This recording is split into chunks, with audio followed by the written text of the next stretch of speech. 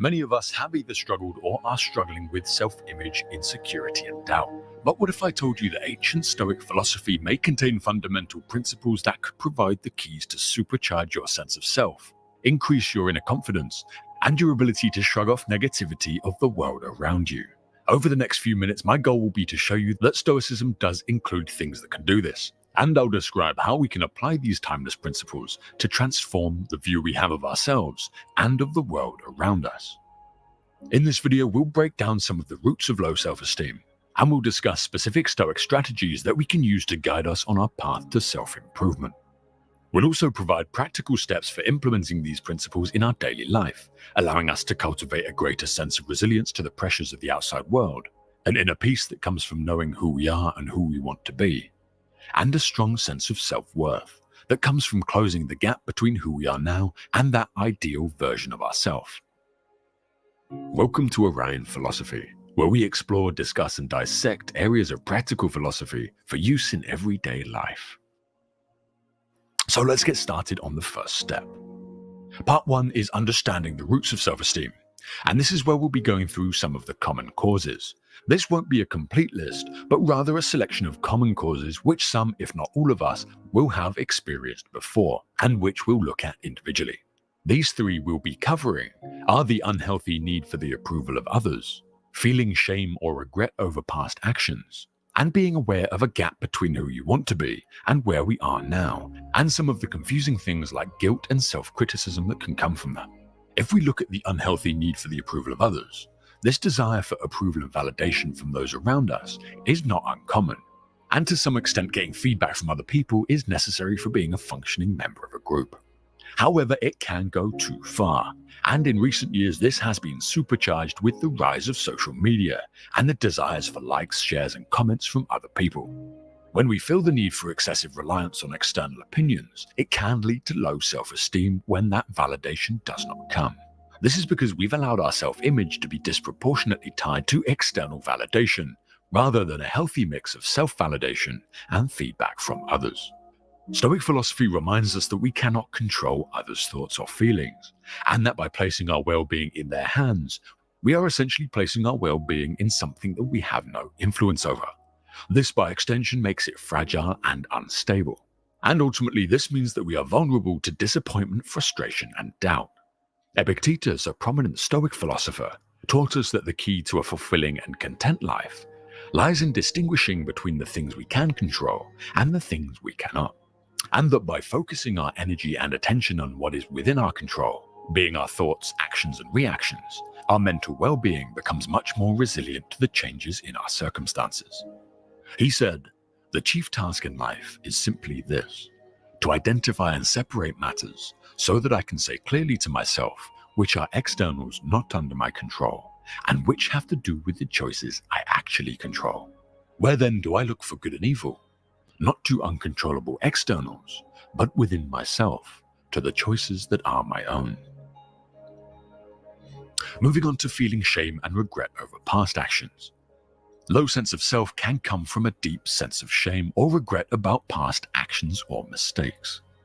When we do something that conflicts with who we are or who we want to be, and the values we have, we can get that gut-wrenching reaction as a result. The Stoics teach us that dwelling on the past can be counterproductive, as we cannot change what has already happened. Instead, we should focus on learning from our experiences and making better choices as a result in the future and the present. In this way, we accept what we have done, we take responsibility for the consequences of our actions, and we move forward with the intent to improve our behavior in such a way that is deserving of our own approval. Along this path, it's important to see ourselves as human, and we all do things we regret. But accepting ourselves as a work in progress and moving forward is far more constructive than dwelling on it and kicking ourselves. Next, we have experiencing the gap between our ideal self and our current self. This can form another reason for us having a low self-image. And this is basically the awareness of the gap between where we are and where we want to be. It's not entirely uncommon to feel impatient, frustrated, or even guilty when we look at where we want to be and where we are now. However, we should just encourage ourselves to be aware of the gap and use it to find a path and motivation to grow and progress in our own personal development journey. But we shouldn't kick ourselves for not having reached that target yet. This would be like getting into our car to drive across the country and being annoyed with ourselves that we haven't arrived after a few minutes of driving. Some things simply just take time. When we set realistic goals and work towards them, we not only get a sense of accomplishment at getting closer to the person we want to be, but we also prove to ourselves that we can follow this deliberate path, build discipline, and cut out bad habits. Gradually, as we build this gap, we'll develop a stronger sense of self-worth. Now we're on to part 2, which is Stoic strategies to improve our self-image. Here we'll cover what the Stoics actually practice and what we can apply practically day to day that can help us overcome issues with how we see ourselves. Again, this will be split into 3 areas for simplicity. The first area will be focusing on what we can control and letting go of what we can't, for which we'll look to the Stoic philosopher Epictetus. The second part will be cultivating independence from external validation, for which we'll look to Marcus Aurelius, the Stoic philosopher and Emperor of Rome. And thirdly, we'll look at how the Stoics act in accordance with virtue, wisdom, courage, temperance, and justice. And for this section, we'll look to Seneca, the Roman statesman and ancient Stoic philosopher. So, focusing on what we can control and letting go of what we can't. Epictetus, the slave-turned-Stoic philosopher, devoted a large part of his teachings to the importance of focusing what is within our control while letting go of what is beyond our control. This fundamental principle of Stoicism holds the key to developing a resilient and robust inner peace. A peace that's ultimately protected from the changes in our circumstances, but because it's not reliant on externals, it's reliant on who we are internally. To fully understand and apply this concept effectively, it's essential to recognize that our thoughts, actions, and reactions are the only aspects of our lives that we have direct control over. External events, people's opinions, the economy, traffic, the stock market, and even the outcomes of our actions are all beyond our control. When we focus our energy and attention on what is within the reach of our control, we can cultivate a more grounded and unshakable sense of self. For example, imagine receiving criticism or negative feedback from someone. While we cannot control their opinion of how they deliver the feedback, or indeed the opinion itself, we can control how we respond to it. We can choose to view this feedback as an opportunity for growth and self-improvement, rather than allowing it to damage our self-esteem. Or we can decide that the feedback is in bad faith, and in fact it's malicious, untrue, and simply an attempt to attack us. So we can decide not to pay any attention and just dismiss it as such. Ultimately, there is always a more constructive path forwards than letting the events around us hijack our emotions, and therefore getting frustrated, sad, or angry. Epictetus once said, "If anyone tells you that a certain person speaks ill of you, do not make excuses about what is said of you, but answer, 'He was ignorant of my other faults, else he would not have mentioned these alone.'" Similarly, when faced with challenges or setbacks, we can choose to focus on our response to the events rather than dwelling on the circumstances themselves. In essence, Epictetus's teachings guide us towards embracing our inherent power to shape our thoughts, actions, and reactions. And this Stoic approach enables us to maintain our inner peace, inner resilience, and self-worth, regardless of the challenges and uncertainties that life may present.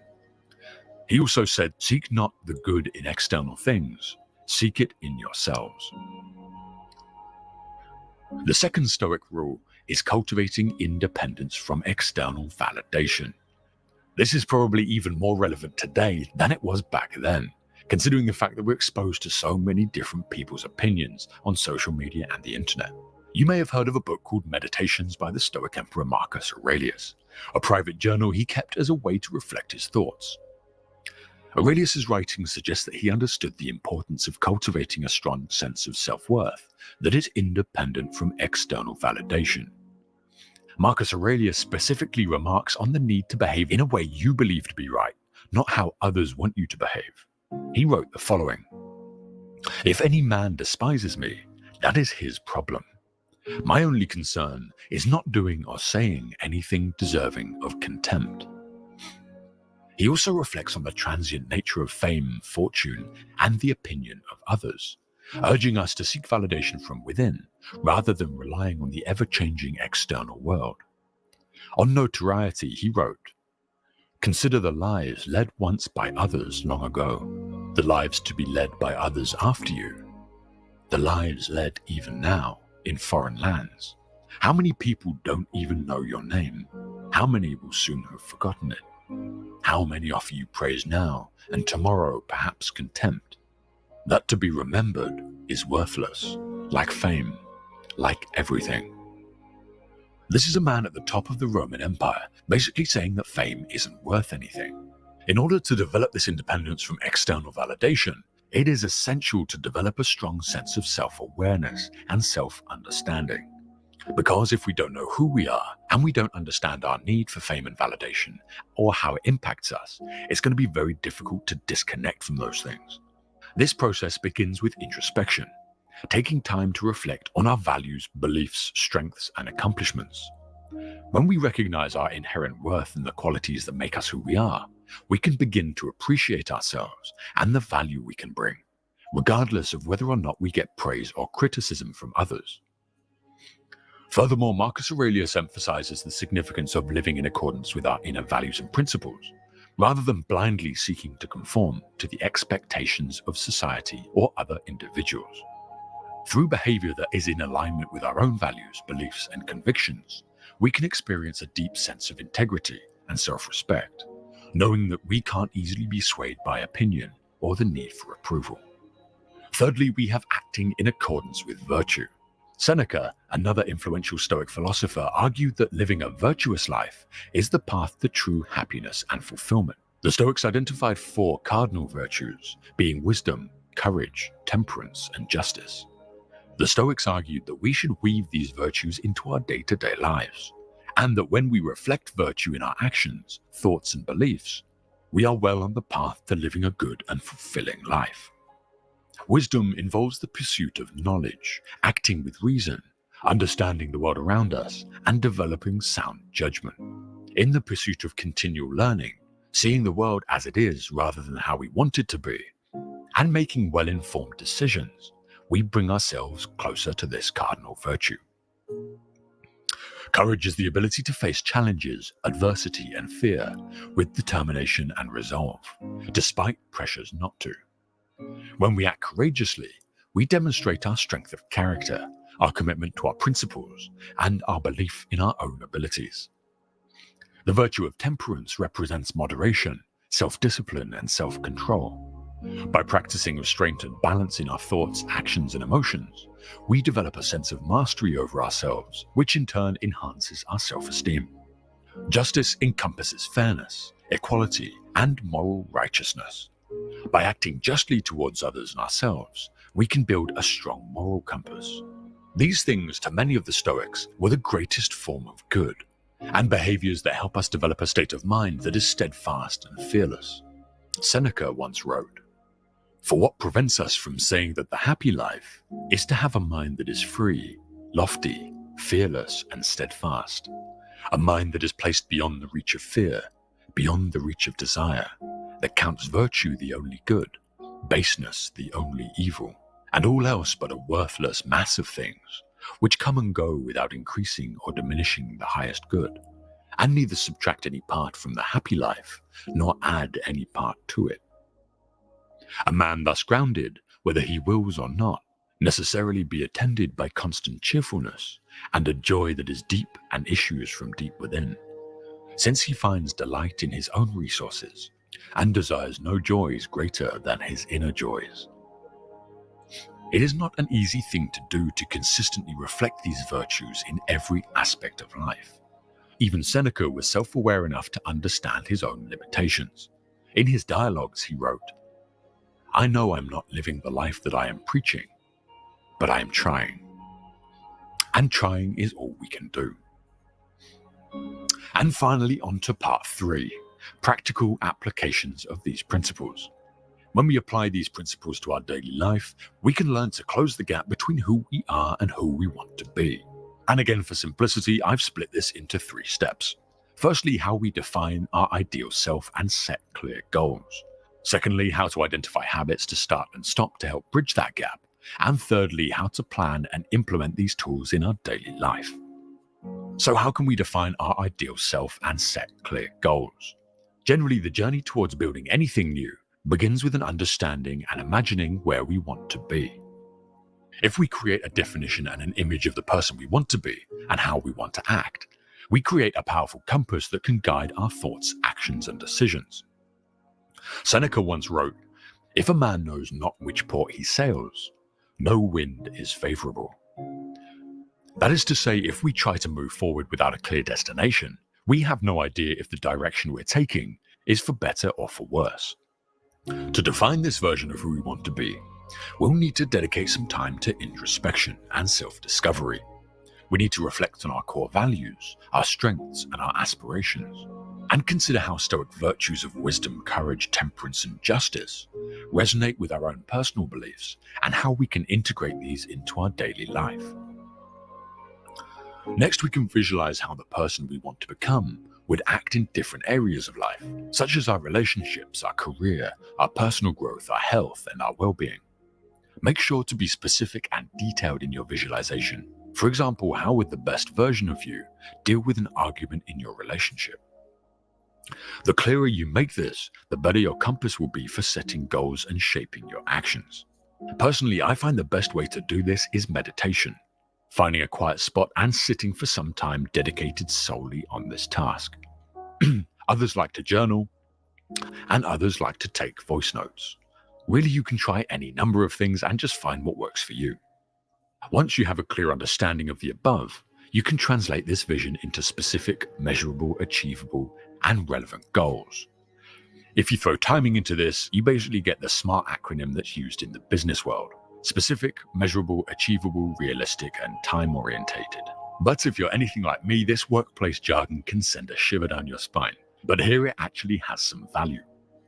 For example, if you aspire to become more disciplined and more focused, one of your goals might be to establish a consistent daily meditation practice within the next 3 months. When we work towards these goals, we gradually embody the traits, principles, and virtues that underpin a fulfilling and purpose-driven life unique to us. Moving on, how do we identify habits to start and stop and help bridge the gap?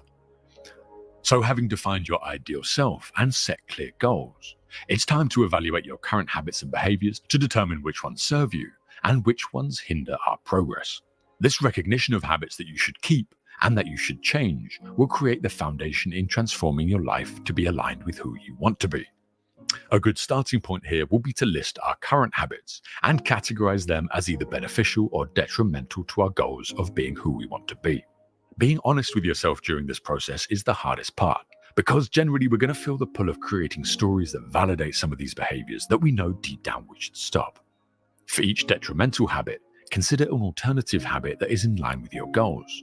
For example, if you find that excessive screen time is impeding your ability to cultivate mindfulness and focus, you might replace this habit with a daily meditation practice or journaling practice. On the other side of the coin, we need to identify habits that we either need to continue or we need to adopt to get closer to our ideal self. These habits could include regular exercise, adopting a healthier diet, engaging in meaningful hobbies, or dedicating time to learning through reading, attending courses, school, or classes. Be specific about what these habits will look like in your daily routine, as this will help you implement them much more effectively. Once you have identified the habits you need to start and stop, prioritize them based on the impact they have on your life and your ability to achieve your goals. For me personally, I find it better to focus on 1 or 2 habits at a time, primarily because it stops me from getting overwhelmed and it makes it much more likely that I'll stick with them. It is also worth noting that sometimes starting something can be very difficult. In this case, we choose the smallest possible step forward and then just build on it over time. In these cases, our motivation might not be there, the discipline that requires development hasn't been developed, and the pull of activities that keep us where we are is too strong. So choose the smallest possible action and build on it. Maybe this is taking a glass or a plate from your bedroom to the kitchen. Maybe it's picking up a book instead of turning on the PlayStation. Maybe it's uninstalling Instagram. Or maybe it's getting a cheap gym membership and going once a week. Whatever it might be, we can always start small and build. And that is everything for today. I hope you found something that you can use in your daily life and get closer to the person that you've been aiming for. Much of this is common sense, but I tend to forget simple pieces of advice and need a reminder every now and then, so I hope this has helped you too. Thanks for listening, and I'll see you in the next one. If you're interested in learning more, you can subscribe to our YouTube channel, Orion Philosophy, or you can find more information at orionphilosophy.com, where a lot of this information is in blog form. And we have the Orion Academy, which is 6 foundational principles on which to build a solid personal philosophy. This is extremely dangerous to our democracy. This is extremely dangerous to our democracy. This is extremely dangerous to our democracy. This is extremely dangerous to our democracy. This is extremely dangerous to our democracy. This is extremely dangerous to our democracy. This is extremely dangerous to our democracy. This is extremely dangerous to our democracy. This is extremely dangerous to our democracy. This is a dangerous groups that we're dealing with now. We live in a time where just standing on basic rights is heroic because we're also used to giving them up day to day. That like when somebody comes forward and says, no, we have these rights and I'm going to stand on them and I'm going to be unwavering, this has now become heroic. This has become, like the founder said, telling the truth in a world full of lies is a revolutionary act, right? I'm not one of these folks like they claim who wants to overthrow government. I understand spiritually, government would only be necessary for a population of folks who have proven they cannot govern themselves based on natural law and God's law. And that's exactly what we have. So I'm a proponent of folks who are able to govern themselves, who understand the foundational principles of the law of this land, that they be left alone. They say these are the most dangerous folks on the land. Why? Because they're talking and standing on what they're saying. They're not doing nothing to nobody. They're just revealing to everyone we have God-given rights and they're willing to stand on them and die for them. And that's the most dangerous man on the planet right now. Right now, the rest of the slaves, the ones who self-identify as trustees, whether they know it or not, part of the United States federal corporation, federal body politic, they have a duty and obligation through contract to uphold the policies and codes. Because now, again, there's 2 classes of being. There's a privileged class of being under the law, and then there's a protected class of being. Most of us have opted into being a privileged class where we get privileges and benefits in exchange for essentially our rights by contract. So majority of folks are entering into a contract. They have made themselves a part of a corporate body politic, and therefore they have an obligation to fulfill that contract. If they want to correct that status and that standing and that presentment, and therefore renegotiate on that contract, right, and go back to being a man or woman on the land, then they're not subject to policy and code. They're only subject to the law of the land and essentially God's law, right? A set of laws that's in our conscience. It's discoverable. We can come to know it and do it, and we will create a kingdom of heaven out of that. But because we do not seek the truth and be set free, we are born into a certification program where a legal person is created, an all caps entity is created, and we spend the first 18 years identifying as that entity everywhere we go, taking our birth certificate and our social security down to DMV, getting ourselves a license for a right we already have.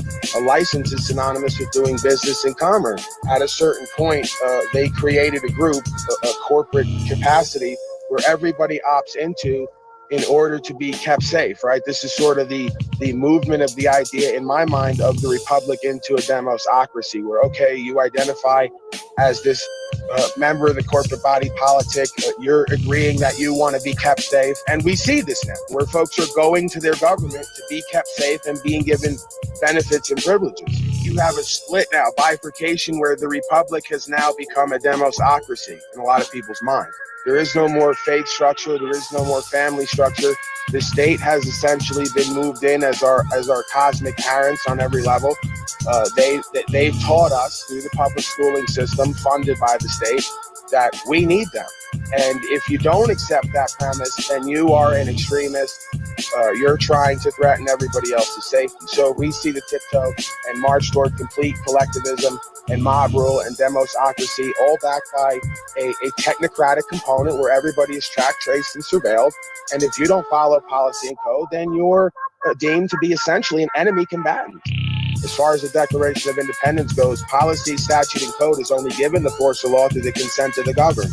So we're being compelled to follow statute, policy, and code, but we have not been given full disclosure and notice, and we have not signed the contract properly, right? So these folks are running around overthrowing God's law and the law of the land. They're not even banging on original principles. They're just out here harming themselves and each other, doing whatever they want to do.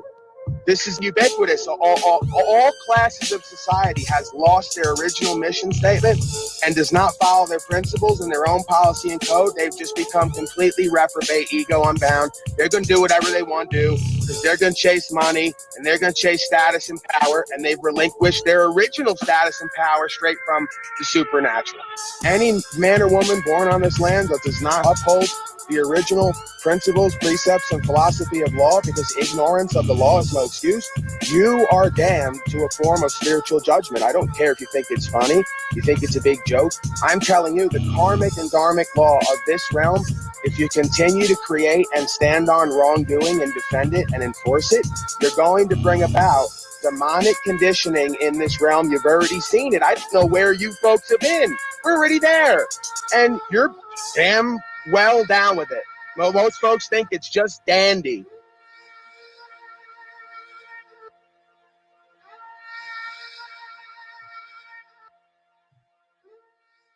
Greetings, folks. We're back at the office.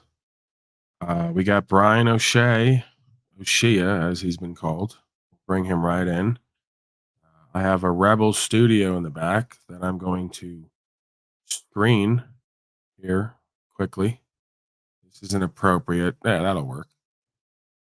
Rebel Studio, can I see you and hear from you, sir?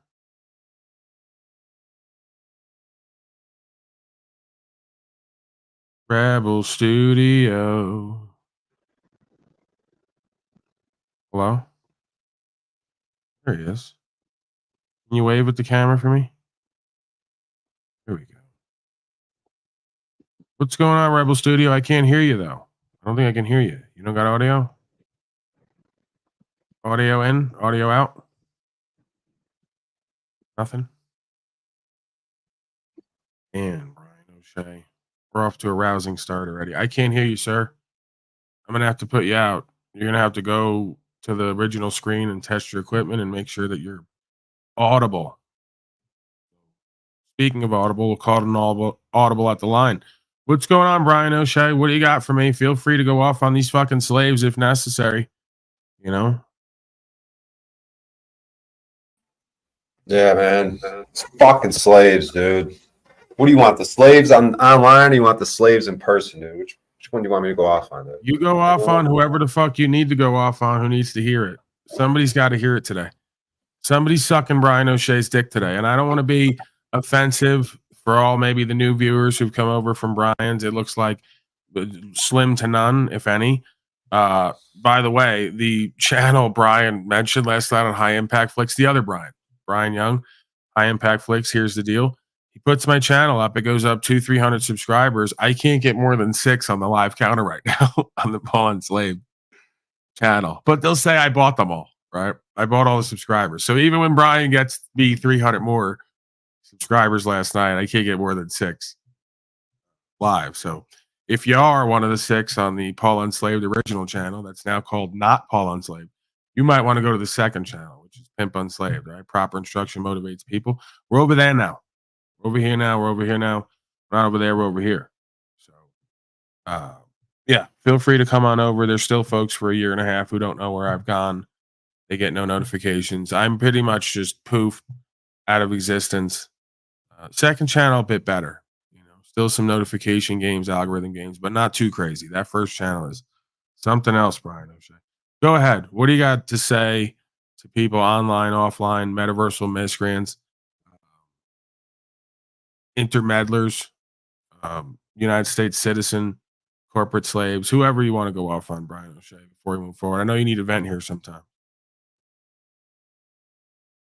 Yeah, what the fuck, man? I got to be the fucking, the 50-year-old homeless guy in the car. He's got to be the fucking educator and be willing to go to jail, and all you motherfuckers with retirement money. Old pieces of shit. We need an army of old motherfuckers, dude. Get your ass in jail and stand up for something, you old piece of shit. How come you don't put your other channel in the details? I do. The title of the video right now on Paul Unslaved Live, restream of this one, is Join Us At, and then the name of this channel. In the description, the first thing in the description on Paul Unslaved is come over to the second channel. How come you ask questions that you act like you know the answer to when you don't know the answer to them, and it just makes you look foolish? Like the question you should have asked was, did you put it in the description? Rather than, how come I don't? There's a presumption that I didn't, which I did, which makes you look foolish. See how that works? I'm trying to help this Hannah person. She regularly does this. She needs my help. I can tell that. I can't find Paul Unslaved. Haven't looked in months, though. I know. I got both notifications, Paul, if you want that info. Okay, well, that's good. Some folks get it. Most don't. I don't know how that works. It's like only the most extremist conspiracy theorist, Savsit in quotes, beings get the notifications. All the rest of the regular, normal people don't get it. Tony Baloney says, I subscribe to Pimp Unslaved. Good. Good. Forward to seeing you there. Hello? Yeah, a lot of people don't forget it. The more, can you hear me? Yeah, but the connection's terrible. You're feeding back. I'm feeding back, and the connection's terrible. You're gonna have to get closer, and you're gonna have to get headphones. You're gonna have to get closer to your internet, and you're gonna have to get headphones. Corey Murphy is here. Good to see him. All right. Is that better? Hello? Is that better? Yeah, maybe. So what do you got going on, man? Not too much. I watched some of your stuff. I'm on the same team with you. Getting free. Is everything clear? Jennifer's cracking up in the background, and it's a bit embarrassing. Okay, the woman that I'm living with should not be laughing at me in my broadcast. Yeah. Yeah. It's off to a rousing start, Jenny. Yep. Because it sounds great. Let's take your broad to work day. Oh man. Yeah, you're gonna have to get another phone, get near the connection, get a headset. I might have to get another job. A lot of things we got to get. All right, I'll see you later. I was talking to her, but I'm thinking about telling you I'll see you later too. Brian O'Shea, you got anything? He's staring at me now. He's giving me this look. I don't know what's going on. I'm just gonna look at you. Right here. Me and you. Yeah. What the fuck, dude? Fucking slaves, Attic Warrior, fucking Wizard. What a piece of shit Wizard is, dude. What an old fucking idiot, dude. Oh, we know that. All the bubble boomers are the same. All the folks who are like born before a certain time, they got this like entitlement, this ego, this pride, this like selfishness, this greed, this like list of excuses and justifications why they can't do what the fuck they need to do. Or they got this like list of excuses and reasons why they've done too much and don't need to do other things, and that's everyone else's problem, right? It's the bubble boomer syndrome that Timmy has spoken about. We've coined the term here. It's not everybody born before a certain time. Some folks have done some self-work. They, gathered some self-awareness, some discernment. Right, like Lee's saying. I know, Lee, relax. Fucking relax down there. I need ear beating from this broad down there. She's gonna not all. Like, I know. I was gonna give the prerequisite. I was gonna give the proviso. Not all, but most. Like most things we talk about here. It's not all, but it's most. Most citizen slaves don't know objective right from wrong. That's why they need to elect people who are inherently corrupt to tell them right from wrong. Not all U.S. citizen slaves, but most of them. Right? So what do you got, Paul? Maybe it's the time slot. Well, here we go now. This guy's giving me advice. He's producing. He's my time management team. Maybe it's 5 he time slot being in middle of day. The way this guy talks is like Morse code. He just gives like key words. There's no prepositions. a lot of slaves have jobs and are doing stuff. Maybe push it back later in the evening, just a thug BT. No, that's not what's going on, sir. You're not getting it. Right? I highly doubt that out of 22,000 subscribers that I have 6 live viewers right now on that channel because of the time of day. Can you stop? Seriously. You're starting to get like them. Saying I bought all my subscribers. I'm not shadow banned. I just suck. Antoine's better than me. Castro's better than me. Everyone's better than me. Whatever. I'm not willing to buy that I can only get 6 people out of 22,000. Just not willing to buy it. Although nothing would surprise me. It seems like in this culture, in this society, the most retarded people and the most dysfunctional get the most views. Which is why I'm kind of wondering why my views aren't up, quite frankly. Seriously, though. You know, like the most retarded and dysfunctional people get the most views. If you have any kind of an intellect, wisdom, pretty much no one comes around. Jimmy Shively, appreciate you and all you do, sir. He says, thank you, Mr. Shively, for your contributions. You are a peach. Now, what were you saying, Brian O'Shea? Because I'm pretty sure I fucking interrupted you. Oh my God, this guy's back. Leave this shit. Dude, let it go. All right? I'm doing a broadcast here. Seriously. It's probably not going to happen. You're spinning now. This is someone's boomer father. This is someone's father, right? This is someone's father, right?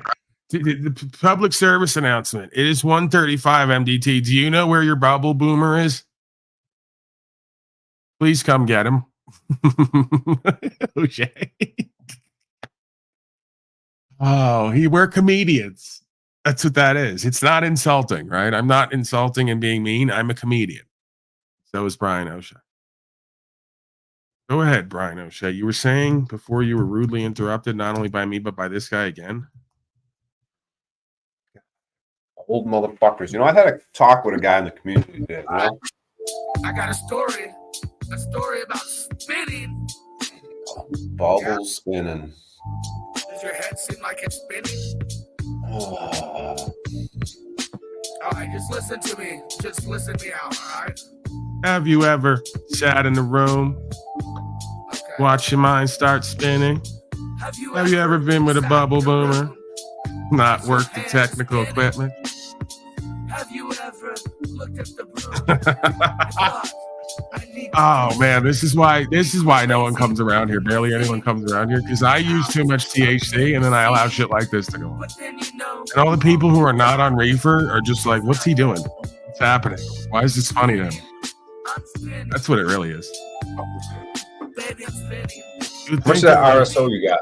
You would think that like Brian from High Impact or one of these guys would have given me a pep talk about stop using all this reefer and THC I'm using, driving away my audience. No. Help me out. You gotta cure those lumps on your body. So you gotta take 3 grams. You gotta take a gram at a time of that fucking RSO, dude. You're out of your mind. A gram at a time. That's how you cure it, the whole motherfucker. syringe? You're insane. Yeah, you gotta take the whole syringe in a day. Dude, the guy that invented it, Rick fucking Simpson, his wife had to have a handler 24/7 because she would get blown out high as a motherfucker. But it ain't even gonna affect you, motherfucker. Maybe that's what I need. No, you're on to something. I need a handler like the groundhog that sees its own shadow, has a handler that holds it up. I need a handler as well. It's not even gonna affect you. You're fully saturated. You're already completely saturated. I've done this experiment, dude. Your body is as much THC as possible. So taking that other shit ain't gonna do nothing to you. And try it out. Go ahead, take a big fucking. I'm not gram eating right the whole gram. I'm not doing it. Scared, I'm not doing it. Get rid of the lumps. He's gonna die on us. What a bitch, dude. If we were in jail, The most I've done is half a gram or a third or a half a gram at a time. That's a lot. The whole gram. That's a lot, man. That's the cure. That's the treatment, motherfucker. What are you so scared of? It's not about scared. That's a lot. RSO and then hop on all at once. I think that you're out of eat your it right mind. now. You can't take your medicine? What are you, a child? I got to force it down your throat. I got to give you like my mom. Maybe that's why my brother wouldn't eat the pill. Had to shove it right up his ass. Maybe it was RSO pill. I don't know. We got to shove this shit up your ass. This isn't good, Brian O'Shea. This is not. Just take that tube and take that syringe. If I was there, I'd help you out with it. I'd put it in your ass, but maybe Jennifer could do it. Just put the syringe in your asshole. Same shit. Just squirt that shit in there, dude. I'm definitely not putting a gram of RSO up my ass. You're out of your mind. It's the same thing. If you eat it, just eat it, dude. No, it's way more potent if you put it up your ass. I'm not doing that. Dude. And plus, I think that's, I mean, you know, I gotta have that conversation. If I'm gonna do that, I'm doing it alone. I don't really want anyone knowing I got shit up my ass. No? Well, just put it in your mouth, dude. Just eat the shit. What the fuck? Eat it right now. Look, bro. This guy right here is saying it can cause seizures. Why are you're destroying this broadcast, telling me to put shit up my ass and trying to make me take seizing amounts of cannabis? I fucked that. Yeah, I think you need to fucking back off a little bit. I think you need to back off. No, because you're trying to die. Grade. No, you are being like that. These fuckers that drink themselves to death. You got the cure, dude. The RSO. You have unlimited access to it, dude. I know it. Now just eat the fucking shit, dude. You didn't Google the dosage of the treatment. You asked asshole for the machine to cure the cancer, right? You got these lumps all over you, but you're not going to fucking take the proper dosage of the RSO. Oh, I'm taking RSO. I'm doing all that. You're not doing it right, dude. The RSO is going to be the cure. You don't have any other cures. Well, someone sent you a machine. I don't know what's machine. Oh, fuck. What machine the Lee sent you? She didn't even send you the right machine, dude. What machine did she send you, dude? I'm full screened. Fuck that shit, dude. Eat the fucking shit. This motherfucker's gonna die. Much alike. Hey. He is constantly in his feelers. You don't hear him? He gets going on his fucking rants. It's this feminine bitch energy coming out of him. Strong. Are you done, Brian O'Shea? Numbers are dropping insanely. Nah, fuck. All of Brian's viewers are leaving. This is why they don't ever come over here and stay. They just want me to talk rights, freedom, and principles and legal and lawful, and we never wind up doing that.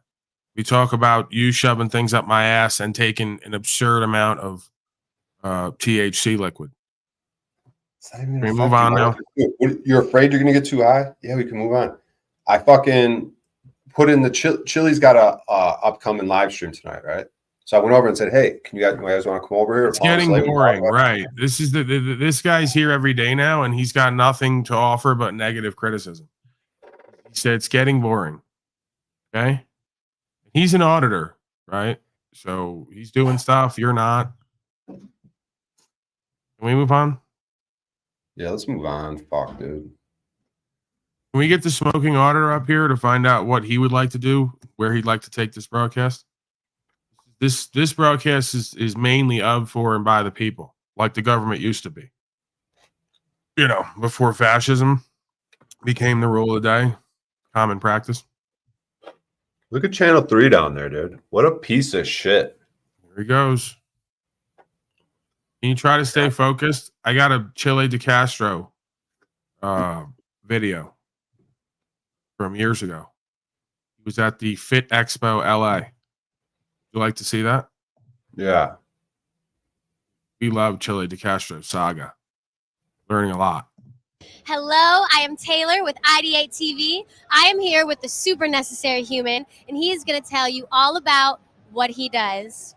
So I'm at the Fitness Expo today because I've got about 100 sponsors, but I'm collecting more sponsors. What I do when a sponsor gives me product or services or their meal prep or whatever they want to donate, you can write that off on your taxes. And what we then do is we take your product and we raffle it off.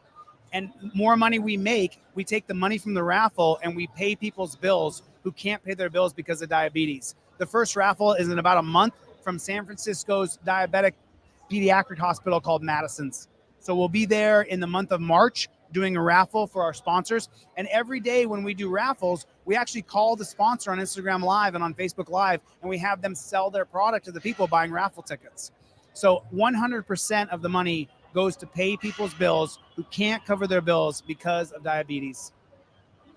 That is absolutely incredible, and it is so special to me because my sister has diabetes and so many people struggle with it and they don't have a cure. So this means the absolute world to me and so many other people. How can me and all the viewers keep up with you? So, first, let me say that my father died of diabetes, and my grandfather died of diabetes, and my great-grandfather died of diabetes. You are Necessary Human on Instagram, or you can email me same way. Just send me a DM on Instagram, and I'll get right back to you. And if you want to be a part of it, at the end of the day, the more people, the better.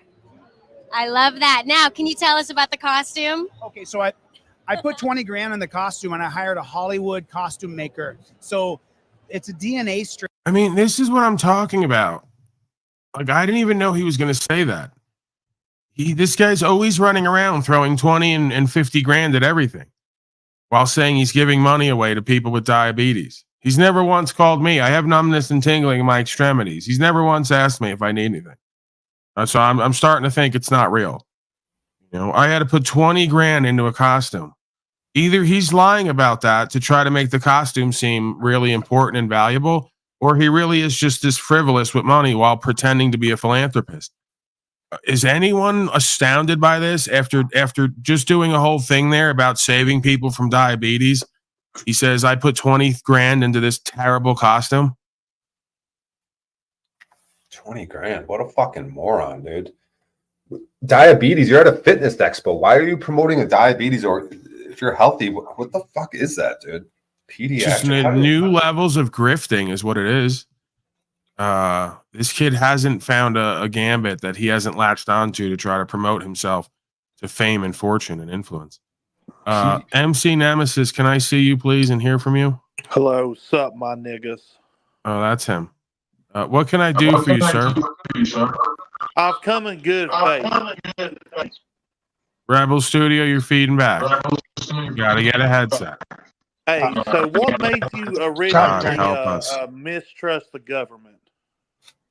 Here we go. Can you repeat it, please? Because now I believe the way that you believe. Could you repeat the question again? What made you first start disbelieving in government? Well, I never believed in it to begin with, so I couldn't come to the position of disbelieving it. I've never started to believe it to begin with. So I guess what would make me come to that position? Looking at history and seeing that no matter how many times folks vote, everything gets worse. I mean, that's like a good place to start. I remember being 12 years old and watching 9/11 happen and knowing intuitively it was not what they told us. So, you know, by the time I was about 16 to 18, I had done enough research to realize we were in slavery and genocide, and pretty much fascism was the rule of the day, and pretty much has been from the beginning of time. Well, that's correct. Either fascism or communism. But the thing is, you sound like that you are familiar with Jordan Maxwell and Mark Passio's teachings. I'm familiar with a lot of folks to some degree. And I like that. I recently discovered Mark Passio, and I believe him. Well, it's not that I believe him. It's just I finally stopped believing. Like, you're right about the DMV system. Like, so I was wrong about that one, of course. It's embarrassing now, like, that I was conservative. Because that's just fascism. Well, I mean, the reality of it is that most folks in this system think that they're helping or that they're voting for what they believe is going to happen or what they believe is right. But fascism just means the merger of state and corporate powers. It's impossible to not accept that all parties and all politicians and all political science is the merger of state and corporate powers. It's literally exactly what it is at this point. You know, it's to the point where the average court case has nothing to do with loss, injury, and harm, a debt that has to be paid, or a wrongdoing. It's all about enforcing statute, policy, and code and corporate policy for revenue, right? Just like the IRS, subsidiary of United States Corporation, a division of, you could argue, not really part of, but a subdivision of. It's all just using statute, policy, corporate code to generate revenue off of United States citizen slaves who are identified as part of a federal corporation. That's what it is. It's communism, it's collectivism, it's fascism. All the isms are the same. Essentially, when you get right down to how they turn out, they all turn out the same. So, you know, these folks tell you they're Republican conservatives, but they're doing democracy. How could you be a Republican if you're not doing activity of the Republic? You're doing democracy, which is mob rule. People voting in order to change the individual's rights and the individual's ability to choose. It's ridiculous. So you are aware of the social engineers behind the scene that are basically controlling everything. The religion, the Druid system, which is the system they created, money, banks, stuff like that. If you're aware of that, like the word banker means Cana, comes from Canaanites, the Phoenician Canaanites. Right. And basically, like, you're part of a religion. So basically, it's like the way I try to help people understand is like, imagine you're a Muslim and you're like, no, I'm not. Okay, but in our country, we make laws for Muslims. So you are a corporation, a capital. That's why your name's in all caps on government paper. So they make a duplicate, a doppelganger version of you, and that's what they rule over.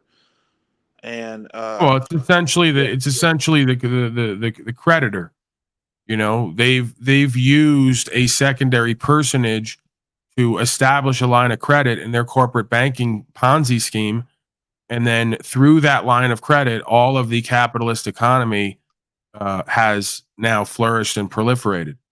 So basically, there is no lawful money at this point. There is only legal tender, which a legal society has created. You could argue a fraudulent instrument that they claim is money, backed by nothing. They've distributed it to everyone, and they claim that just the possession and use of the legal instrument makes you part of the legal society and subject to legal code. So they've used, again, the corporations, the economy, the banking fraud system to do a corporate takeover of the men and women of this land using contract and crediting. It's ingenious if you think about it. it's the old Bell system. It's a religion, and the Bell, the BL. No, I don't deny that. That's why, like, they'll say Satanism. We use that to try to, use a generalized term to describe the quote unquote infidel. But this is what we have here: is we have the majority of folks who are worshiping, aka giving their time, energy, and attention to a system of ideas that they don't understand and can't comprehend. And by virtue of the fact that they've given their time, energy, and attention to a system they don't understand and can't comprehend, they've been controlled and deceived. So, I mean, it's. I'm not saying that the money system is inherently evil necessarily. It's really like most things, as far as I'm concerned, about how you navigate it. Most things are just a tool. It's about how you use it and what the belief is you hold about it and with it. But there's really no denying it that on some level, they have created this system to divert the time, energy, attention, and resources of the average man or woman back into their system to be fed on, right? Because before this, people would have had gold and silver. They would have been owning land. Most folks nowadays in the suburban subdivisions, they don't have gold and silver. They don't have any money. They have coupons for value, which are legal instruments, debt notes. Right? They don't own land. Even the land that they're on is taxed, proving they don't own it. They don't have title to any of their property. This is why Klaus said, you'll own nothing and you'll be happy. That's already been going on for over 100 years, maybe 50 to 100 years, technically, historically. Folks literally on paper own nothing and they're perfectly happy. And when I try to tell them that fact, they say, get out of here with your sobs hit mumbo jumbo conspiracy theory. I go, okay, just vote for Donnie again. He'll help you out. Yeah, so I've come to realize that the government is a religion, and that's like the taxation is a form of tithe that you pay to it. And if people just simply just stop believing in it, then it goes like any cult, it would go away. It would lessen over time. And that's the system that politicians have a divine right that they can make a law. And like, that's to say, like if I said, hello, I'm a politician, now it's a law that you cannot, like, spit on the sidewalk or or you can't do this. Yeah, it's political science. You could argue that it's all essentially a cult or a religion, and that folks are selecting heads of that cult and that religion, and they've essentially given them divine right to rule because this is of, by, and for the people. because the people are the closest thing to God in this realm. If they don't recognize that, well, then they give their power to the folks who do recognize that, and then wield that power for their own benefits. So yeah, man, you can characterize it in and of the world as a religion, but let's not forget we're in a universe, and it's subject to God's law and the dynamic of quote unquote good and evil, light and dark. So, this is just the nature of the consciousness and awareness of man and woman. If it does not develop a practice of faith and understanding self and the world, it just by just the conditions and the environment and the state of beingness, it predictably the self goes into ruination and degradation.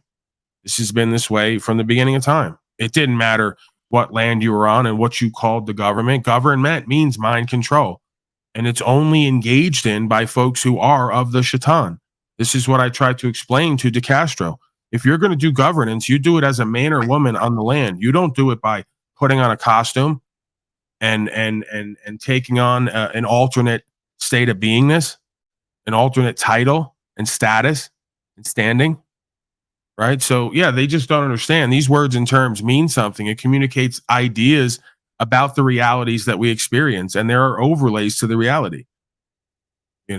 This is what I consider to be the first artificial intelligence overlay before it was electrical, right? We are electrical beings. We are systems, dynamics-based beings. Right, we are a computer, biological computer. So And they gave us these neuroscience, words right? and terms and used an AI overlay to hack into our individual and collective system to take control over us and our future and our destiny.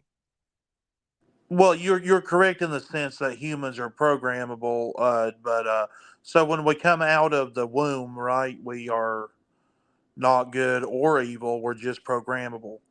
And Right. I would like to, and what you're describing. So, who keeps the system of slavery in place is the cops and the military. So, No, who keeps the system of slavery in place is the average man or woman, because they filled out the contracts and given their time, energy, and attention and resources to the conceptualization called United States.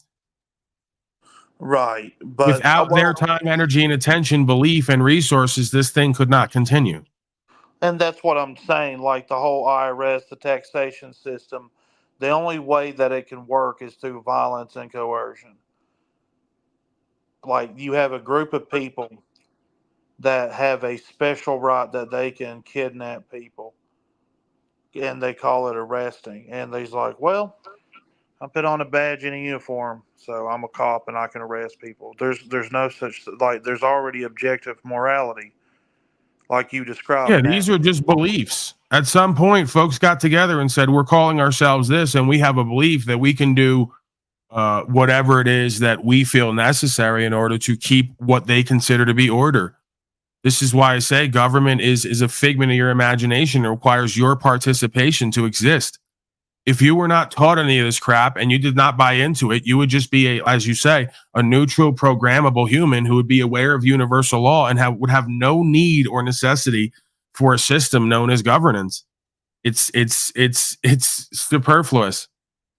It's beyond what's necessary. A being who understands objective right from wrong and can govern themselves does not need to be governed from without. The governance happens from within.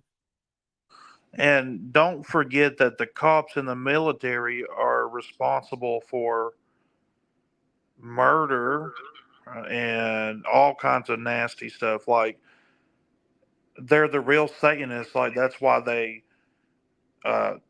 they're order followers. So they don't think like, I know, like you think that they do, but they actually just, whatever they're told, they'll do. Yeah, that's the definition of a bad human being, a human being who does what they're told without using their own conscience to come to a conclusion. It's just a terrible way to, you actually have people that, and they'll protect P words, predators and stuff, and they'll go out and and they're politicians. Like, all they do is serve politicians. And I'll tell people, even in my small mountain town, it would take 30 minutes for the police to arrive. That means I would have to prepare to be under 30 minutes of gunfire. So, like, the police literally, they don't do anything.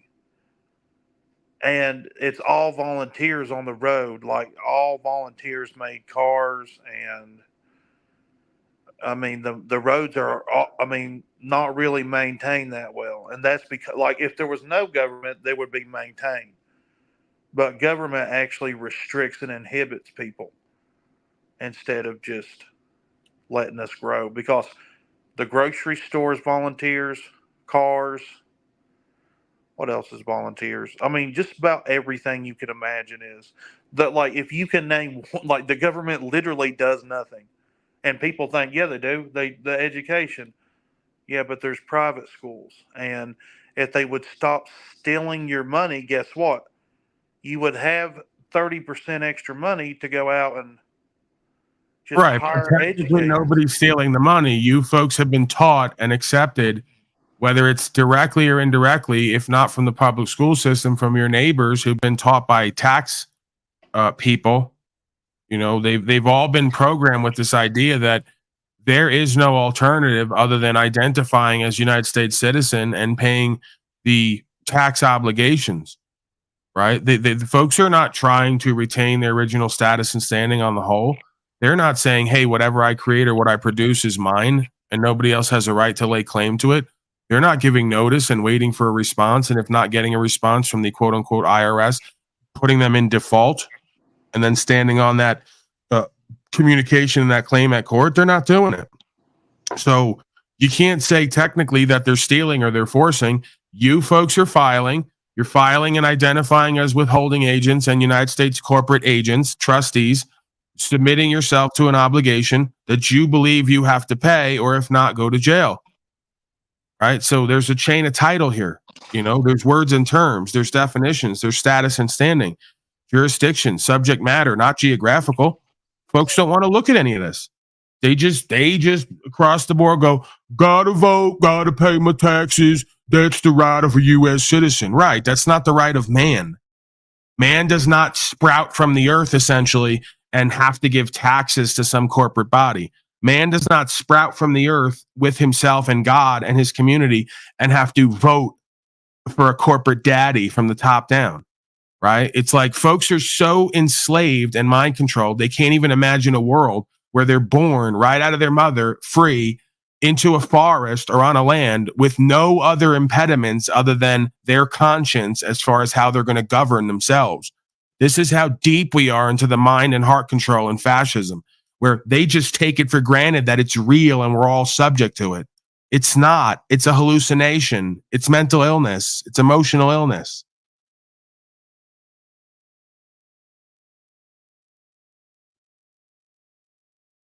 You're muted, Nemesis, or drunken auditor. Yeah, I'm just listening. You're forgetting about insurance, how that's a forced tax upon the people. How is it forced? I mean, it's usually forced by law. Car insurance specifically, you're supposed to have it to drive. You're conflating all the words and terms and jurisdiction. That's why it's being forced, because folks will not delineate and make the distinction and hold to it and stand on it. Then Policy enforcement is not law. Policy enforcement is not law. Yeah. I'm just saying that's just another form of tax they try to put upon us. I get that, but the reason it's happening is because everyone's accepted that statute, policy, and code is law, and then want to say things like, we have to get it because they're forcing us. No, you folks have never tried traveling freely, potentially getting arrested over and over again, and not complying to the statute, policy, and code that's only given the force of law through the consent of the governed. Nobody's forcing anyone to do that. Ultimately, once you go to court and walk out, if you get dismissals or whatever the case may be, they're going to say, well, you still got to pay the towing company and everything else, which is bullshit. But it just comes down to practicality. Most folks can't move the court in order to make a judgment in order to have that car released. So based on the practicality of it, you're probably going to have to pay somewhere. You're probably going to have to sit in a cell for a couple of days till you see an administrator at least. Right. But again, nobody's forcing it. Nobody's stopping everyone from engaging in their rights. They're just not. And that makes it such that when I and others do, it's uncharacteristic of the average man or woman. It's unorthodox. It's unconventional. They're not used to it. Makes them feel unsafe. That's how deep we are into this. Right. That's how deep we are into this, that folks are still whining and crying instead of upholding their rights and the law while conflating policy, code, and law and not upholding their rights and the law. And then they wonder why when they get stopped, it just seems like everybody and their brother says code is law and now you're going to be punished because you didn't do what we say. That's how deep we are into this. Quite frankly, if you folks don't like wake up quickly by the thousand and just start not complying with statute, policy, and code and correcting the record and your status and standing on record, we're going to civil war historically, people. No, I'm not saying I'm doing it. No, I'm not funding it. No, I'm not going to start it. No, I will not be a part of it as much as possible. But that's where we're at. We're so deep into fascism that now we're going into world war and probably civil war because you folks think statute, policy, and code and the law of the dead and corporations, corporation, dead speaker, you think that's the law of the living man and living God. So we're going into disempowerment, degradation, and pure fascism. You could say Holocaust 2 or 3.0. It's been done before. It'll be done again. Why wouldn't it be? This is a spiritual realm. It's a spiritual dynamic, first and foremost. It becomes physical and manifests itself based on our thoughts, emotions, actions, inactions, understanding or lack thereof. This is pure cause and effect. You don't know God. You don't know truth. You don't know objective right from wrong. You don't know law. Well, guess what? You don't know yourself, and you're going to be governed and enslaved deep into fascism, mind, and heart control. And you're going to whine and cry and suffer the whole way while conflating all the words and terms and not getting it right. We got G here. Let me bring him up. G, is that you? Bottom G? Tim, how are you, sir? How you guys doing? Hello. Yeah, man. Right. It looks like civil war is going to happen because the sheeple will never wake up. Even if they do wake up, they can barely see, feel, hear, speak. Right. They've used so little of their brain capacity for so long in their life that by the time they do wake up, it's like dealing with a retarded child. Not to be directly offensive, clinically retarded. Like how many thousands of times do I have to go over the difference between statute, policy, and code and law? And the fact that God makes law, men and women interpret the law using their conscience locally. Men and women cannot make laws. They can only create corporations and do business and write up statute, policy, and code for their business. The rest of the humans can only opt in through contract and consent. That's what's going on. Right. It takes like 2 seconds to pull up case law as far as Supreme Court goes. You can literally talk to your phone and ask it anything. 3 seconds later, it shows up, you know, you got case law. I got fucking 10 case laws right in front of me 3 seconds later. All you got to do is just fucking, when you get pulled over by policy enforcement, just pull that up and show it to them and speak. I got to stop you because they're still doing it. They can't, the boomer can't get it through his brain. Overturn Terry v. Ohio. No, stop arguing and fighting to overturn cases of case law, which is not law again. They tricked you again in their legal system. You don't need it overturned. You need to understand that the legal society and its legal codes don't apply to men and women on the land called Americans. If you just stop calling yourself a United States citizen and subjecting yourself to their corporate policy, you wouldn't have to fight to overturn corporate policy. It doesn't apply to you. USC 123. Now I'm doing the bit. Go look it up for yourself. Legal person, natural person. You want to keep fighting about legal code and overturning it because you're a legal person. You're indoctrinated. Natural person does not need to overturn codes or make more of them in order to have his natural rights and the law upheld. Please get a fucking clue. Yeah, you can't turn a liberty into a privilege, man. This is why they need to get away from decastrated. Because clowns like him keep calling himself a law scholar and then conflating public and private, corporate jurisdiction and the common law of this land. Terry v. Ohio. Give me a fucking break. The Supreme Court governs agency United States Corporation. They're not there to govern men and women on the land. These are all public servants. What don't you get about the term public servant? They only have the power to govern themselves, to keep themselves from overthrowing our rights. The only way you give up your rights is through contract. 10th through 14th Amendment, public safety clause. tired of talking about this shit day in and day out and having little to none of it sink into your fucking wet brain. You need to make a cartoon. People understand cartoons better. I just did make oh my God. I'm going to smash my head against the screen. Did he not see this? Did he not see this when we first came in? Like the whole intro? Fun, Paul.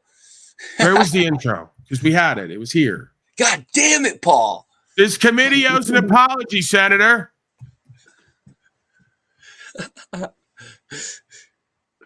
Oh, no, I did not see no cartoon when I came in. All right, yeah, no, we didn't see. He needs a cartoon now. No, I had this. It's not quite a cartoon, but it's close enough. If it's not a cartoon, it's not worth it. I know, because all the fucking, deadheads out there need a fucking cartoon in order to learn how to be a man and a woman. I know. I got it.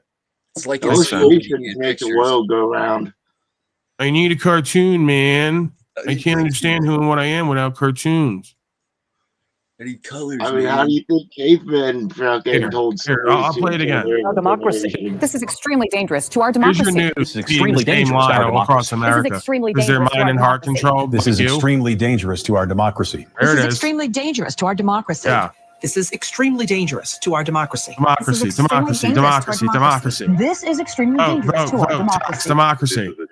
Slavery, genocide. Stayed up, stayed up, stayed up. We live in a time where just standing All right, on listen basic close and rights watch is the screen. heroic There's going to be because we're pictures. also You used love to giving pictures. them up day to day. That like when somebody comes forward and says, "No, we have these rights, and I'm going to stand on them, and I'm going to be unwavering," this has now become heroic.